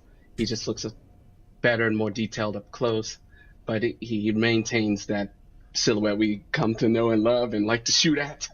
So that's some of the extra props. I think her hair is actually fucking cool. Look at that shit. Like the next kind of 2.0's VFX. Blue and purple. Oh, that shit looks sick. Right. Smoke coming Wish out. I had hair I could do that with. Serious modernization of not just obviously how his skins look, but how he behaves in the game and how he interfaces with the world that he's put in. Let's shift gear here and talk a little bit more about our next map. Rome was teased at BlizzCon Online, right? We've got these beautiful panoramas, I want to see this Colosseum looking things, just like sort of this sort of future Rome, but that's obviously coming up next, and it is a push map. So I want to talk a little bit more about how a push map is actually developed. Right? The newest game type to the game gives some really unique situations to play through. Let's delve in a bit deeper. I have to assume, right, like there has to be some symmetry to the map. I'm sure is that sort of right.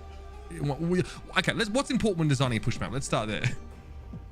So symmetry is obviously the number one important part. It makes it very competitive because both sides have a similar layout, but it also makes it tough to create a second one. So you had Toronto that we saw earlier, where it was more of an S-curve layout to the battle. In Rome, you'll see it's kind of a C. You kind of cut through the Colosseum. It becomes tighter. You go through the Colosseum. When you reach the robot, once you see the players play. This one was where we really found a way, okay, this is how we make iterations on push. At first, the S-curve was an easy one to go to, it's make the map snake through buildings and things, but how do we switch it out for a different space? And we knew we wanted to make Rome. We knew we wanted to go through the Colosseum, so that's kind of part of the initial design for this version, the push map. But it's a very fun mode, especially on in Rome. I think the thematic of the scene plus pushing the robot kind of enhances how fun this game type is. It's such a crazy juxtaposition between all the sci-fi movies that you might watch and then a location that is obviously known to us, and sort of thinking about how the passage of time might change it. I want to know, you mentioned, the first thing you mentioned, Dion, I feel like, was that like it's very competitive as a result of that symmetry. And you guys as the developer team on Overwatch have had a good chance to see how so many of these maps play out at the highest competitive level. So I'm curious to know, like, how much is Overwatch League a factor when you're sort of considering a game type or a map design like this? How often do you think, like how the players could break this, or they're gonna sort of go for the 1% plays on this kind of map? Does that factor into the dev process all that much? I think yeah, for sure. Yeah. Jeff could probably answer this bit. Yeah, I mean, they certainly, I feel like it's hard to imagine a player base sort of breaking a map apart probably as much as the Overwatch teams, Overwatch League teams do, and they will find that stuff fast and abuse even the smallest things. I hope they play Rome. I actually really want to see Rome. Definitely, as far as like the specific layout, we're looking at all that stuff quite a bit, but especially when we're developing a new mode. It's very what are your much guys' thoughts on push? How it's going to be in, as was brought up earlier. Based on the rule set, we want to make sure if we can avoid it, we want to avoid any kind of tie situation. Sure. This mode certainly prevents that. And then, as Aaron was talking about earlier, like we were debating whether or not this should be like kind of easy to push to the end, and then you get a point, and then the other team can maybe it's multiple rounds, and each push is 1 point. But then it's like, guys, you get in that would you rather have push or would you rather have 2 CP? Some of that sort of epic tension of pushing it those last little bits and people fighting over those little bits of space, and so I think we're very cognizant of that, especially with new modes, thinking about how they're going to be played and competitive. We had so many matches that came down to 2-3 meters. This is such a fun, just you feel good even losing, you're like, that was a great battle because it felt like we fought really hard for those last 2-3 meters. This map is genetically engineered for play-by-play casters. I like that. More opportunities for us to just yell nonsense. We're going to jump in and check this one out.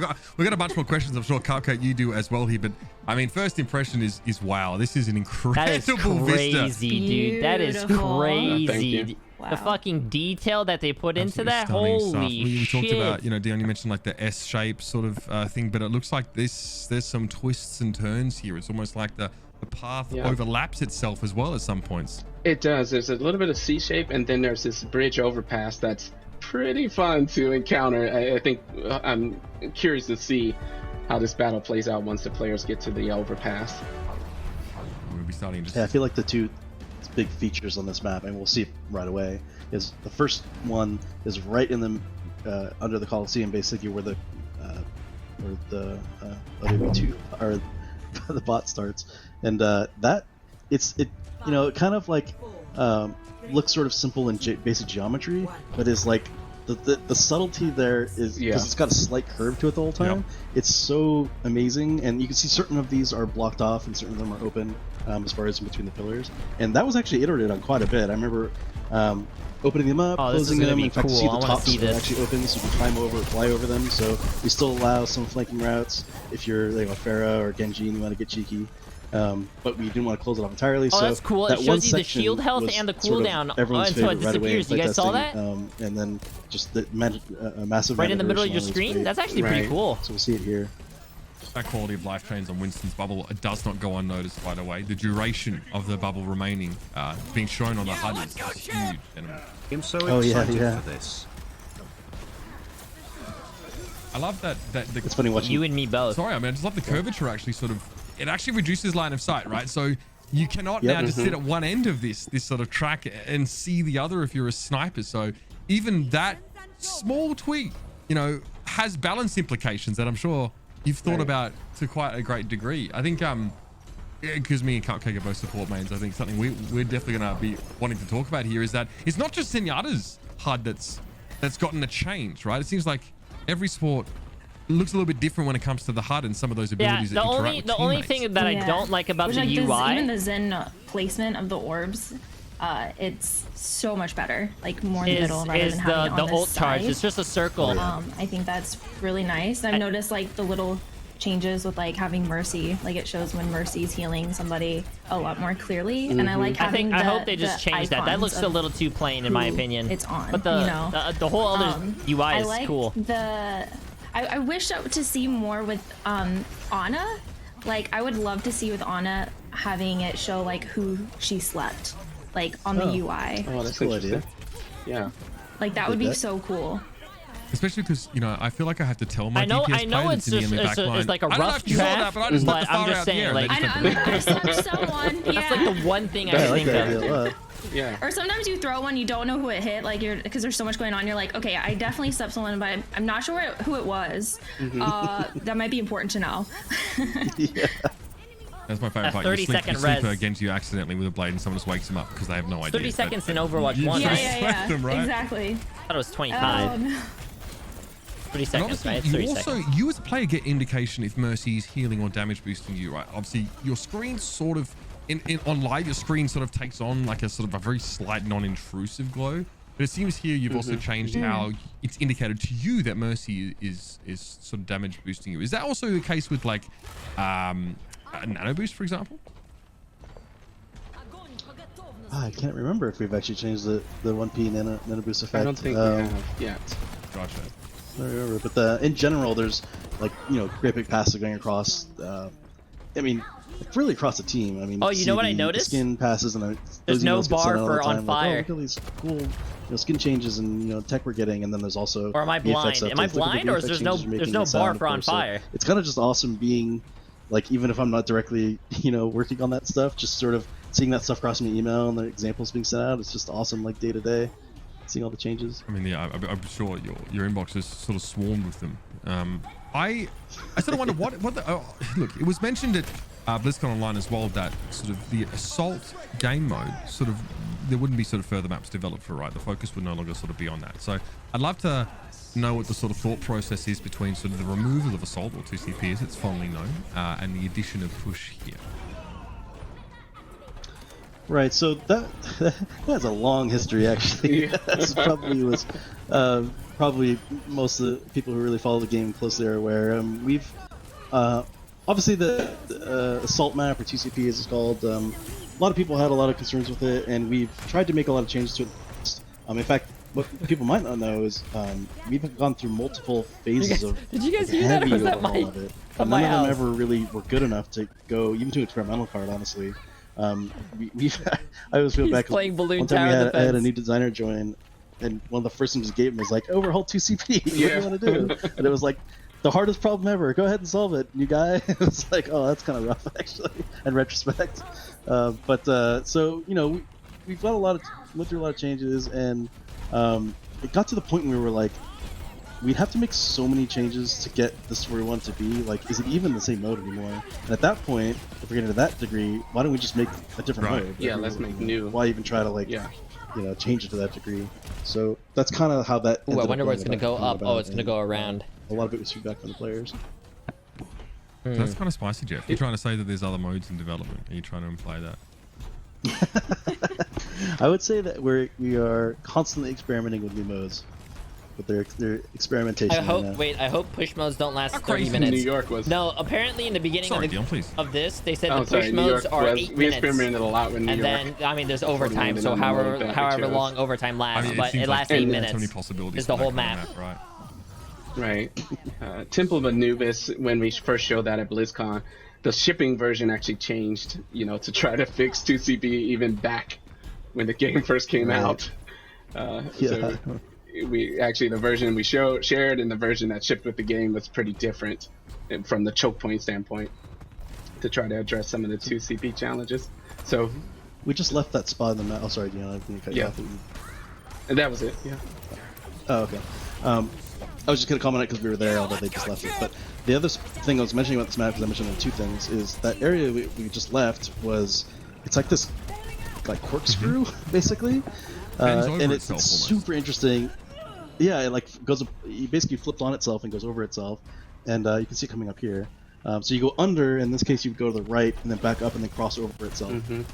It is a really interesting point to play. In fact, when we were first playing it, I remember we had our first feedback session where it was like, I don't know if I like this or not. It's either amazing or it's terrible. I can't even tell. Like it's super interesting and very impactful.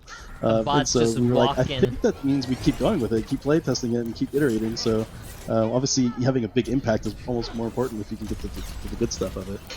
So after a lot of iteration, it's definitely persisted and it's become kind of the most interesting spot to play around because it's a lot of drama there. The flanks, you can flank from on top to drop down below because you have to go under this pass, and if you just sit in the middle of that pass as Reaper or something like that and just drop down, of course you got to worry about gonna be jumping up on you or something. There's actually a little wall on the right you can climb up right there if you're a character that can climb or grapple or something. So it's just like this. When you're going through that after playtesting this map enough and playing enough, there's you're going so many under that pass. It's the most like anxiety-inducing spot. It's just like, especially when it's like calm for a while at first, because like after a fight and you're going, there's no sounds. You're like, okay, what is about to happen here? Where are they going to be coming from? And it's like there's a sneaky little alleyway in there too. A tiny once you're under the bridge, there's an alleyway there. Reaper 76. There's a lot of so it's like Gibraltar, right? You go through that first or underpass, and you just know it's a little too quiet. You know that someone's going to show up and clap you. I mean, I'm loving it. It looks like, I mean, the verticality difference between sort of playing in this initial sort of bend and then outside on the corkscrews is huge. Oh, like he has Reaper Blossom. He has to come from the side. Come from the side, bro. Cupcake, we've seen now a good, decent bit of roam. I'd love to get some more of your thoughts here. Oh yeah, I mean I think it's absolutely beautiful. I love all the like architecture and everything in it. I was fascinated when I was watching the preview during the BlizzCon line on it, and I would love to get in there and like just go explore it and look around and like figure out like what the best way to go about this is, because there's a lot to it. It's a little confusing like looking at it from like this perspective, but I'm sure once you get in there and you actually like play it, it makes a lot more sense, Even at 5v5, yeah, you definitely have the feeling of like franticness or hecticness, sort of around the bot. Yeah, exactly. And this seems like a game mode that's catered to like giving these like adrenaline sort of pumping moments of overtime, right? Oh yeah. It I'll seems get like to there's all the a lot subs of, after the overtime end. moments. I don't want to. What I love though is that these buildings talk over them a lot. Like even look up at the top right side, right? Like all these buildings you can go in. So many more of these nooks and crannies that you can actually explore. That seems like a way more intensive map design process as well, because you have to think of everything. You cannot leave a stone unturned when you sort of turn this tapestry into, you know, something vibrant like this. Incredible stuff. There it is. So cool. Right, that was your first look of obviously at some gameplay on Rome. A beautiful map, and my god, yeah, I really think that those shot callers out there are going to have to be thinking a mile a minute just how they can take advantage of the sort of topography of the map as it sort of changes. Really exciting stuff. I mean, we already sort of got a feel for the game mode, but it's crazy just how different. I don't know if you feel the same, Cupcake, how different this feels from Toronto, even though it's the same game type, but the map sort of changes the feel and the flow so much. I wonder if we are going to see a new hero. It definitely feels a lot different. What was the new hero called? I don't play it like a high end like skill level, so I'm curious how it's going to work on somebody on like my like I'm like the average Overwatch player, you know. I'm not like top 500. I'm not GM. Like I'm plat. You know, a lot of my Overwatch experience as a support. Like I solo queue support. You know, like the struggle is real. And so my experience is like, you know, I have my tanks that just like Leroy Jenkins in, and I'm like, okay, here we go. And I'm just trying to like keep up, you know? So I'm curious, you know, how that's going to go on like, as like plat games, you know?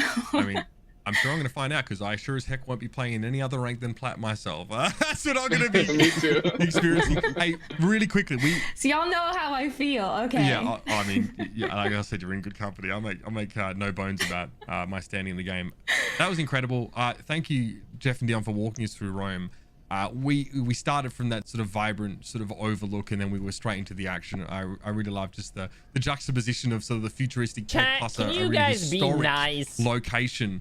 And that's a lot of fun. I mean, speaking of incredible locations, we actually this is why I bully you. This is why I bully you in my stream, because you guys bully other people. Around, there's still more to come. A new map, an in-depth look that you haven't heard anything about, coming up on the other side of this break. So stick around for more of this Overwatch 2 PvP developer live stream.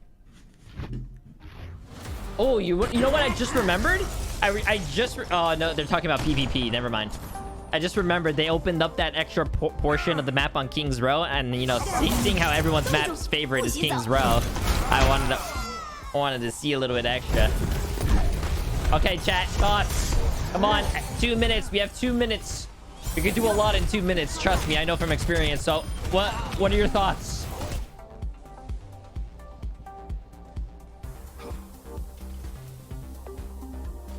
I'm into it. I'm excited, bro. I'm really excited.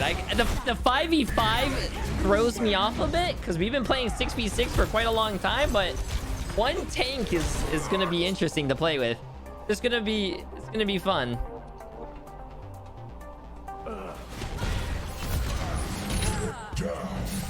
It's gonna be interesting, bro. It's gonna be interesting. What's up, A10? I'm still flanking on Zarya. You better not flank on Zarya, bro.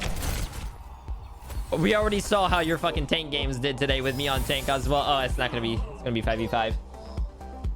The only problem I'm gonna say is that if you get a bad tank on your team, you are probably gonna get rolled.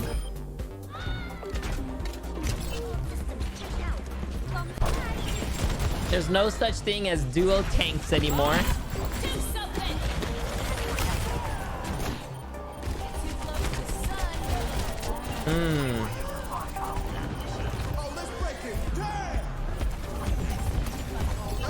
And you could also use that bob. I mean, not the bob. The what's it called? TWO? I thought it was TWL.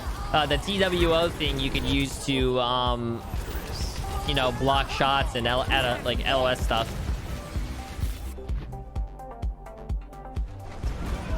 It's gonna be interesting.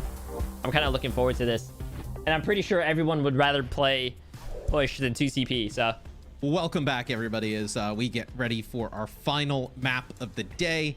This guy's copying what I'm wearing, though. This guy is copying what I'm wearing. A ton of fun. I don't like it. Them. Back to the original crew, though. As I know, a lot has changed, obviously, with Overwatch 2's PvP. A lot changed with Overwatch 1's PvP throughout the eternity, but I think like this is a pretty drastic kind of change from what the players are used to at home. I guess for the players at home now, like, you know, what can the expectations be? You know, obviously, like you guys have mentioned, a lot of this is still work in progress. Yeah, that's a great point to bring up, and I think it's important to recognize that while we're really excited about a lot of the changes that we're making to the game, I think there's probably a lot of people, you know, watching the stream that can't help but wonder how it's going to affect them, you know, and like we have a lot of tank players in the game, we have a lot of off-tank players in the game, and something that you said resonates with me, where Overwatch has changed over the years. We talked about, you know, before we had hero limits or before we had roll lock, you know, like goats was a very popular part of Overwatch for a long time, where people were actually running 3 tanks instead of 2 tanks. And I think one of the things that has always been a part of Overwatch is the game does change over time. And I know that for some people, it's probably jarring to look at a change like this, you know, or maybe it's a little bit shocking, because any time a big change like this happens and you start settling into like a pattern of uncertainty or fear, you really translate it within your current context. But the game will continue to evolve and continue to shift. The shift from the shift into roll lock, it changed some of the meta of the game. Yeah. And now people look at the role of or all of the roles a little different than they did previously, and I think that is a natural result of something like this. And so it might be easy to say, like, well, I'm an off-tank player, how is this going to affect me as an off-tank player? And I get that there's strategy there and there's synergies between some of these tanks, but if you're an off-tank player, if you're a D.Va player or a Zarya player, you can still be a D.Va or a Zarya player. And what we're hoping is when you get in the game, because a lot of this is about how it feels to play those heroes, when you get in and actually feel what it's like to play as Zarya or D.Va, you'll come away really enjoying the experience.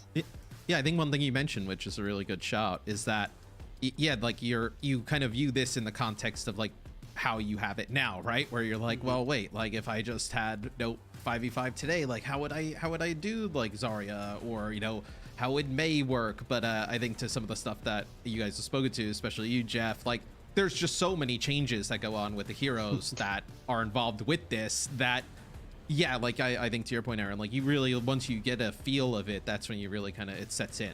Yeah, it is a big overhaul. We get that it's a big overhaul, but at the same time, it still feels like Overwatch when you're playing Overwatch. Like the heroes all still feel amazing and incredible. You have these great plays. There is still a ton of strategy for your team and everybody on it. Is it mirrored? Does he actually sound like a little bit of use? Like Jack? And so I understand that it's a big change, but this is still the same game that we've been playing all along. Yeah, it keeps all those core aspects that everybody loves about Overwatch, but you know, just kind of like changes a little bit of the core and push it forward. The final map we have today, Dion, and that when we were going over like what are we going to show today and like some of the maps, I was like, this map needs to be last because they just like absolutely stunning. Monte Carlo, talk to me a little bit about it. Okay, so Monte Carlo, another map where it's this beautiful, opulent. Wow, look at the cart. The wealthy in the Overwatch universe go here to play, you know? Flying yachts, casinos, luxury hotels. Oh, shit. AI F1 races. We're another map. We're having a lot of fun just applying this Overwatch aesthetic to the world and this universe in Monte Carlo or Monaco. So, and this also has a nice story connection to the overall story of Overwatch 2. So look out for that. As damn, this place looks wealthy. But yeah, it's just gorgeous. I mean, and the one thing that strikes me about this map, and I think you guys can obviously speak to the best, is that each point and area of the map plays so drastically different.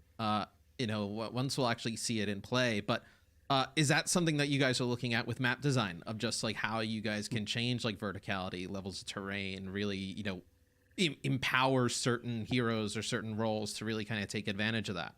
We're definitely doing that. And I think a lot of the Overwatch 2 maps have features in them that we haven't built before. Everyone just got to look at Rome, and we have that sort of like switchback section in it, or like the loop section, and that was something we tried 3 or 4 times over the entire course of Overwatch development, and we're just never able to get it to work right. And on Rome, we feel like we finally cracked the code on something like that. In Monte Carlo, there is this really cool uphill section in the map, and it's steeper and longer than anything we've done before, and so there's a lot of like difference in elevation there, and I feel like it kind of just speaks to some of the changes that we're willing to make with this game in order to introduce new gameplay and to have it feel fresh and vibrant for players. Yeah, I definitely think we can start off that final map. We can keep this discussion going, because that was one of the first things that I noticed about this map. I was like, oh, like we're going straight. I was like, oh, this feels like, very like, classic Overwatch, like here's the choke, and then all of a sudden we're going up, and I was like, I can't remember a map, maybe even I think people when they see it probably would compare to like Eichenwald when you're kind of going around the much castle, longer but is it's left even of this. steeper I think than it's that. just the last like, map. I remember it's supposed to be an hour, I think, at it and you're like, oh man, how are they getting up there? Like I think we're well over an hour. It's I such have a no cool idea. dynamic though. Yeah, definitely. And Eichenwald's a great example of it, but I thought it was supposed to be 1 hour through a map, but this one doesn't have a large structure in the middle of it. So you're going up this really big elevation, and it's all open. And so there's a lot look at more the race on the two side teams as they're trying to push up the hill. And I love the spawn rooms with the cars and everything. It's just so cool. As yeah, you just kind of see both of these teams come out of the spawn. Just a lot of detail. I love leaning into the F1 when you have like the kind of car going around the track. Look at that car, bro. Why did they have my car over here? Kind of like your kind of checkpoint, how they would be in like a race. You see this. So this first point is dude, really look at the interesting. back, dude. It looks so fucking like. Where we'll see Zarya I could stare on defense, at these like maps a for solo like tank. hours. Like you can play so many different ways, right? I've seen people play like really close up by like some of these staircases, a little bit further back. You can play the snipers up on the bridge. You can play like soldier up on the bridge. I think just adds so much more dynamics to play. Yeah, and you definitely can see the payload is another. We're having fun with the payload here. It's a AI-driven F1 car race. So. I like it. Yeah, look at the. And creating the escort maps. Oh, does it hit that car and move it? Some of the other things you guys are working on, like push. Oh no, it's just like never mind. Hybrids, controls. Like, is there a different type of philosophy when going into Star? Like, I thought I was gonna hit the car and like move it up. Or some of those other modes. Yeah, there's a lot of differences between these types of modes, and when you do map design on Overwatch, like one of the things you always have to think about is where the spawn rooms are going to be and how you're going to get out of the spawn rooms. And obviously it's different. Coming out of a spawn room is different on a payload map than any of our other map types. I feel like in this 5v5, if you go down a player, it's still kind of like winnable. Still kind of winnable. One of the toughest things about developing payload maps for Overwatch instead of like a 6v6, you lose one, you're kind of fucked. To be like a certain minimum width, just to be able to get the payload we'll see how to fit it is. through it. And usually you want to have enough space on the sides of it so that you can move around. We do have a few tight sections in our maps, but they're very short. Like right after you get the payload in King's Row, it gets very tight, but that's for a short period of time. And so when you do start making these wider areas, it becomes very difficult to control sight lines, and it gets easy to make very long sight lines through the map where it no longer really feels like an Overwatch map anymore. This kind of doesn't feel realistic though, because I haven't seen a DC yet on one of these teams. Usually in my games, I see a lot of DCs. So weave back and forth a lot, and so much of that is about or people rage controlling quit and sidelines, leave. and then also presenting like difficult. I'm just waiting for areas that for a team to push through. Oh, this is the hilly section. Yeah, so I was gonna say that's the area of verticality where, like, there's a sniper perch I'm up joking, here. chat. I'm joking. Right hand side if we're looking at it, but yeah, this is the future. Everyone has better internet, so not many different Comcast. obstacles for teams, but I also think it's kind of presents multiple ways to play. Where you see right now both teams playing the Zarya, but like you could play really fast and kind of dive up onto the high ground. Like you can play really slow, kind of work your way around. I love that soldier fucking. I love the soldier sound. This just actually kind of just rolling on through. Zarya seems to be the tank choice of the day. Yeah, and you like can I said, see, that change is pretty new. you can see from a visual standpoint that a lot of people still playing Zarya though. I feel like Zarya, Reinhardt are gonna like dominate this. So we want the visuals. Because if they run a diva on the other team, like the Zarya just gets charged and rolls the diva. You know, it was flat before, and then you reach the first objective, and now you're on the hill, and they'll move into the hotel for the final objective. So there's this visual progression. It's not Zarya with 4 bubbles. It's Zarya with 2 bubbles. Apparently, you feel the like bubbles share a cooldown. So if I bubble myself and bubble you, that's already all. You have to wait. Kind of like that's both of your cooldowns. Almost, like right. It's not 4 bubbles. It's not bubble you, bubble someone else, bubble someone else. It's 2 bubbles, share same cooldown. It goes towards that high ground, and then you have that like interior. And the interior for this map is one of the cooler things that I've seen in Overwatch, and hopefully we'll get to see it. But just the tiering of it. How did that come about? With you know, when we can go inside, we'll obviously have a better view of it, but it's really kind of like this. Holy shit, curlies fucking popping off. Casino. It's so interesting. Yeah, it's a super cool space and really fun to fight through. I think you know, over time, Overwatch map design has changed a little bit. Just the way that the game has changed though? a little I have bit. no idea, dude. The presence or the importance of high ground really can't be understated in this game, and so we're trying to give more of that to teams, and trying to create kind of like conflict points in some of these maps, and who's going to control that high ground. Yeah, no, I think obviously as a shooter, right, their high ground is always kind of the go-to, where Overwatch has always had the ability for, you know, multiple players to take high ground. That bow sounds nice. Like we just saw there, like with the wall climb or Widow, but yeah, with like a multi-tiered level like this, it allows everybody to kind of have some access. That bow sounds nice. Which brings into play, I know Ana really kind of effective here at the high ground with the grenades as we see the payload kind of go over the line, and you know, the car will go inside of the casino. I've seen a few cars inside of casinos in my day. They're usually not moving though. I think you know, depending on how the day went, maybe they're moving. You're fighting inside the casino, bro. That's kind of cool. This is the hotel portion of the casino, the luxury. Yeah, and you can see the high ground in the back over there. It's actually really difficult for us to put a lot of it into our game. One of the things we do in Overwatch is our stairs are very shallow. And we don't typically have any steep ramps in the entire game.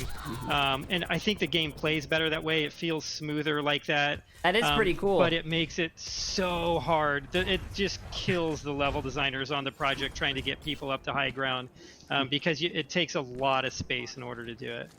Oh, yeah, that's actually a really interesting point that I guess that pool's not really even deep. Taken a kind of a notice of. Yeah, when you like, yeah, the stairs aren't very like these like long like windy climbs. Like there's kind of turns to get to that elevation. Is that just to keep everything smooth and just kind of movement predictable? Yep, so that's part of it, to keep it smooth, keep movement predictable. I actually like the short stairs. It's also like, it can be really like kind of difficult to overcome a really steep staircase. It's almost like a wall in front of you, and you don't know what's going to be at the top of it. And so we always like for players to be able to run through our maps and to be able to look at a space and kind of develop a mental 3D image of where everything's going, of what the space is actually going to be like outside of their view. And it's easier to do that with shallower stairs. It's also easier to push up a shallower staircase and a higher staircase. And like lastly, just the way that a lot of games character physics work, it's also smoother to move on steep staircases or on shallow staircases. was gonna say the only really, I guess, steep staircase I can think of is the one on like Horizon Lunar Colony. On the first. Dude, point look where at you can't that go up background towards the while you're balcony. fighting, bro. Yeah, that does. Oh, kind of it looks prove, so like, some of the things that good. you're talking about, where I know we've all been there, where a Junkrat is sitting on top of the stairs with Horizon. You can't see where he's shooting you from, and you're just kind of getting pelted on the way up. It's not the best of feelings, Yeah, I don't really know what to say about that. Besides, we are moving away from 2CP.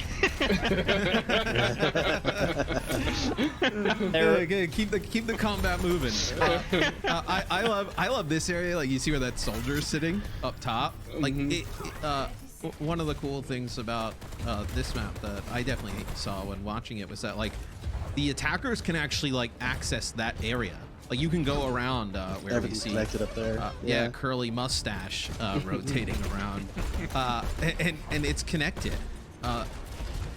That's something we haven't really seen in a lot of Overwatch maps. Yeah, we try to. We're very intentional with the way we do flanking routes, and we try to make it so that at least one team, like the team, can be aware of people that are coming on a flank, and we usually don't try to let you get all the way around behind the defense without having some way of knowing that it's coming, or having the offense earning something like that. And we think this one's fair. We've gone back and forth on this a lot. There's been 30 different variations of this route, but hopefully this one's fair.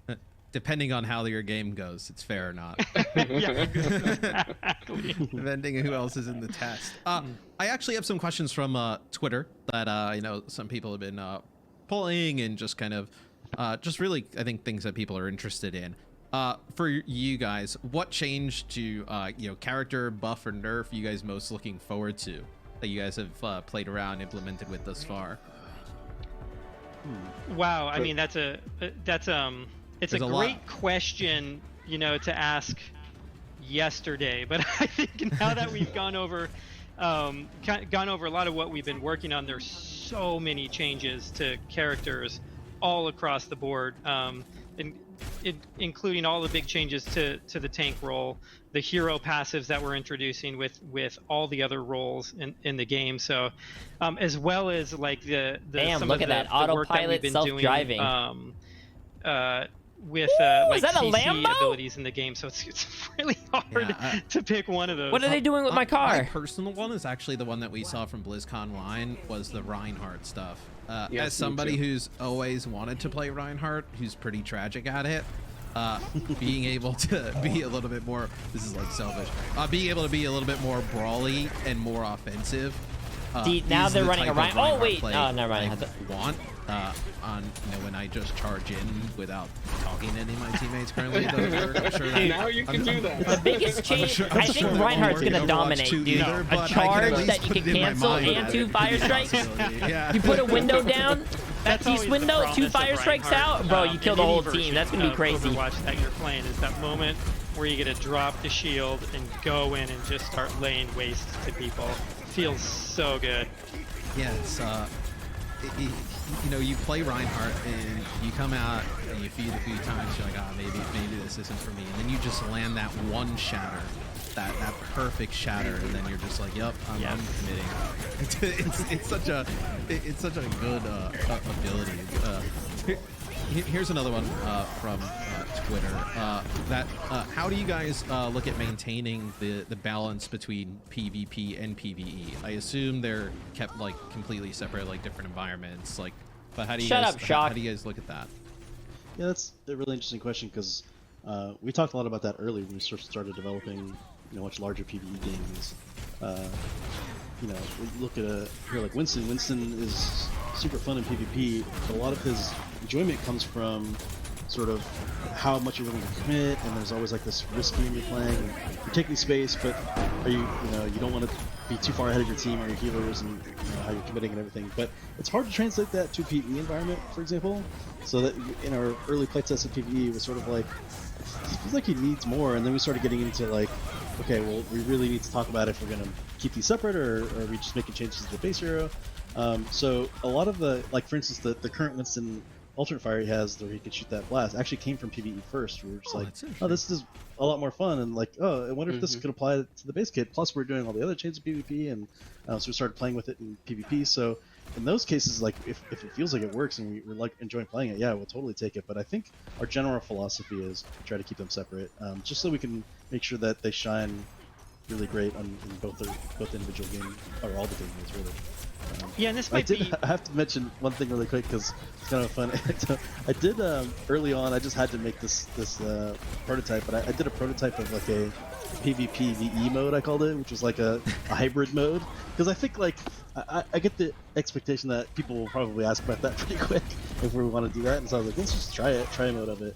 And it was a little dirty because it was like there wasn't a lot of balancing done. It was just like, oh, let's just throw all the crazy PvE stuff in here and see how they work against players. And it was pretty tragic, but it was pretty interesting. And like, there's maybe a version of that.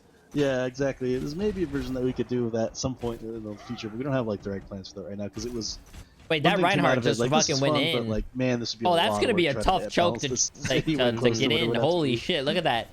High ground right there. We do a lot of experimentation like that, which I think is one of the funnest parts about working on this game. And I know, like, as they were playing Rome, you know, there was a question of like, hey, are we working on, like, do you work on other game modes? And it is something that we do a lot. Actually, the push map or the push game mode came out of a whole different game mode that we were working on, as we were kind of trying to solve how you would put a capture the flag into like a main version of Overwatch, and we weren't really able to do it, but push kind of came out of that. And we are working on one other one that I'm really excited about, and hopefully it's something that we'll be able to talk to our players in the community about. What are you eating? Later. I have no idea. I love that.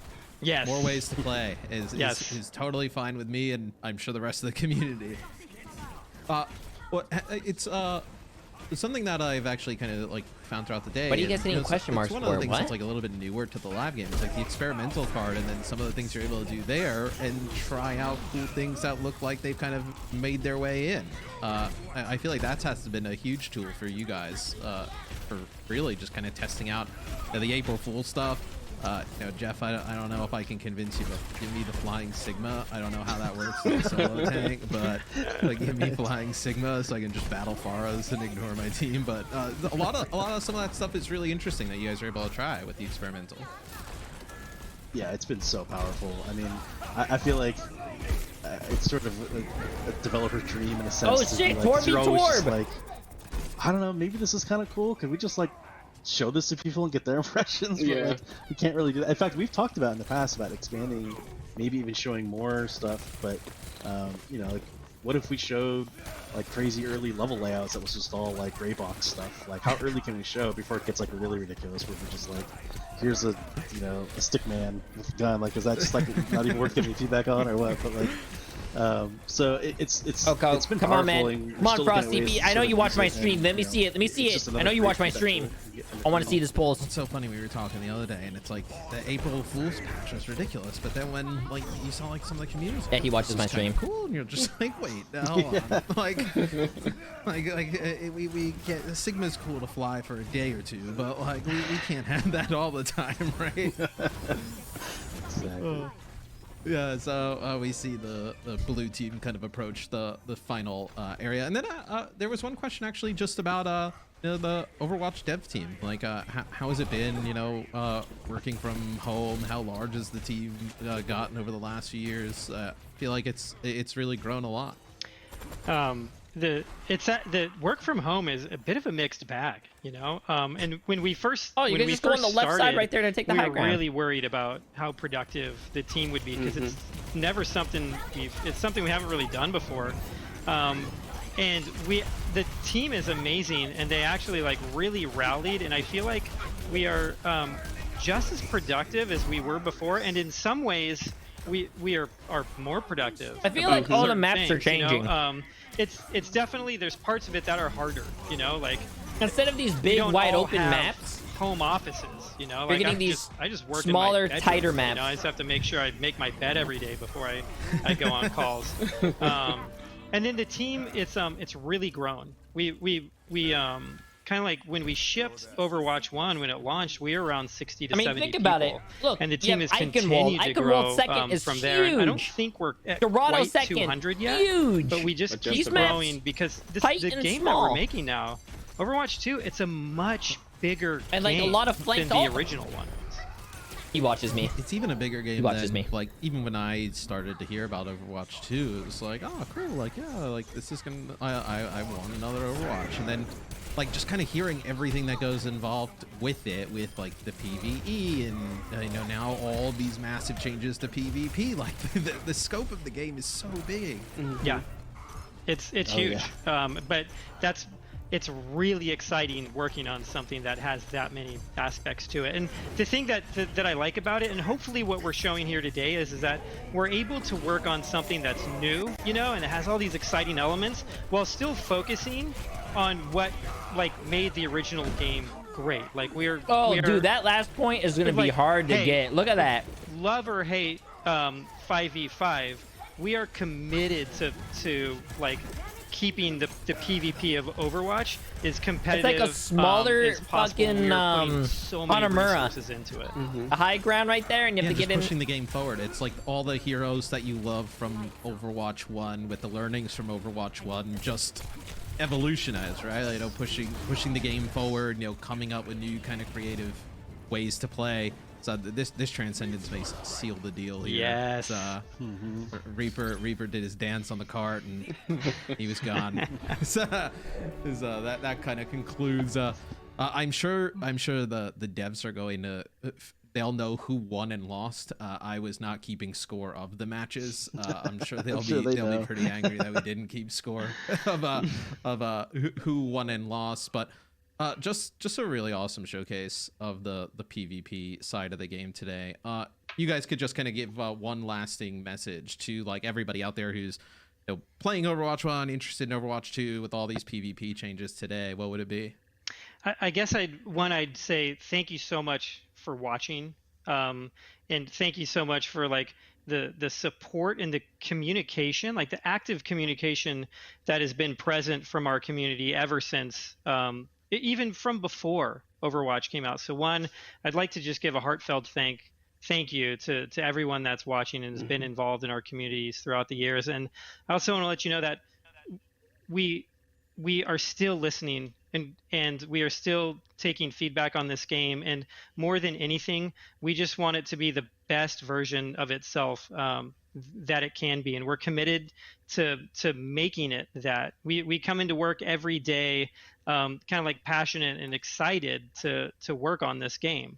Whether it's some of the things in hero mode that we're doing for the PvE side of the game, or whether it's the maps or heroes that we're working on for the PvP side of the game. So thank you all. Thank you for letting us build this game for all of you, because we love doing it.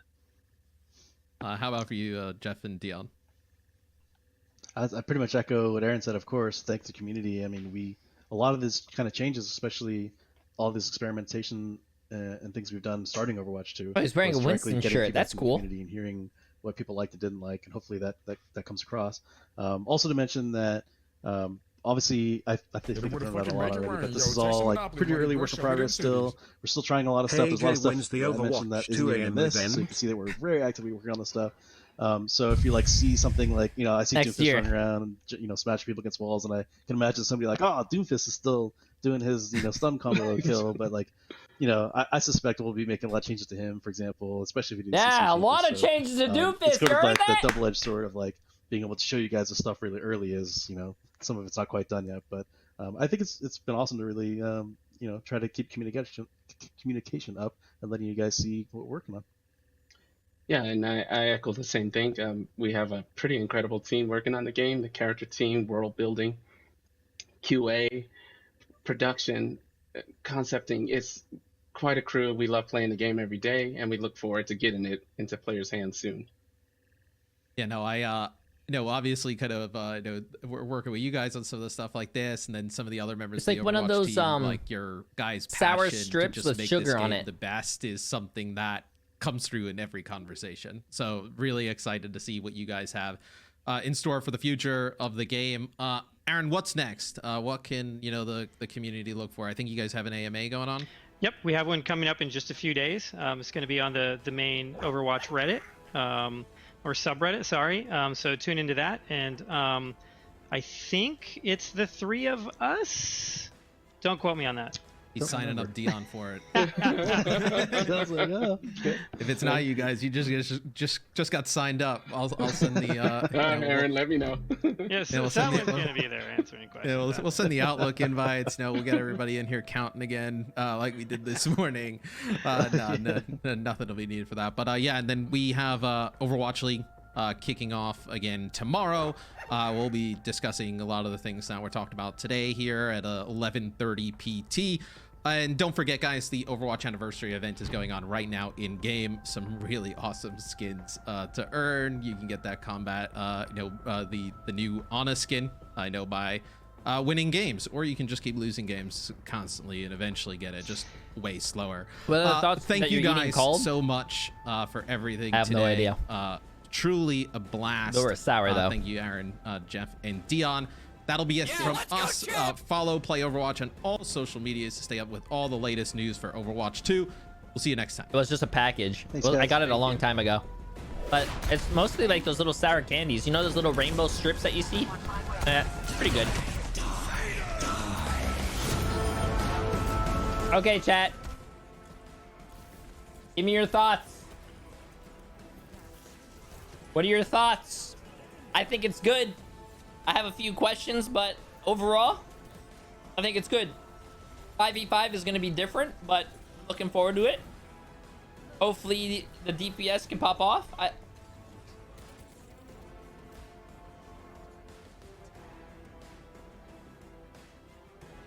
Oh, look at her body. Oh.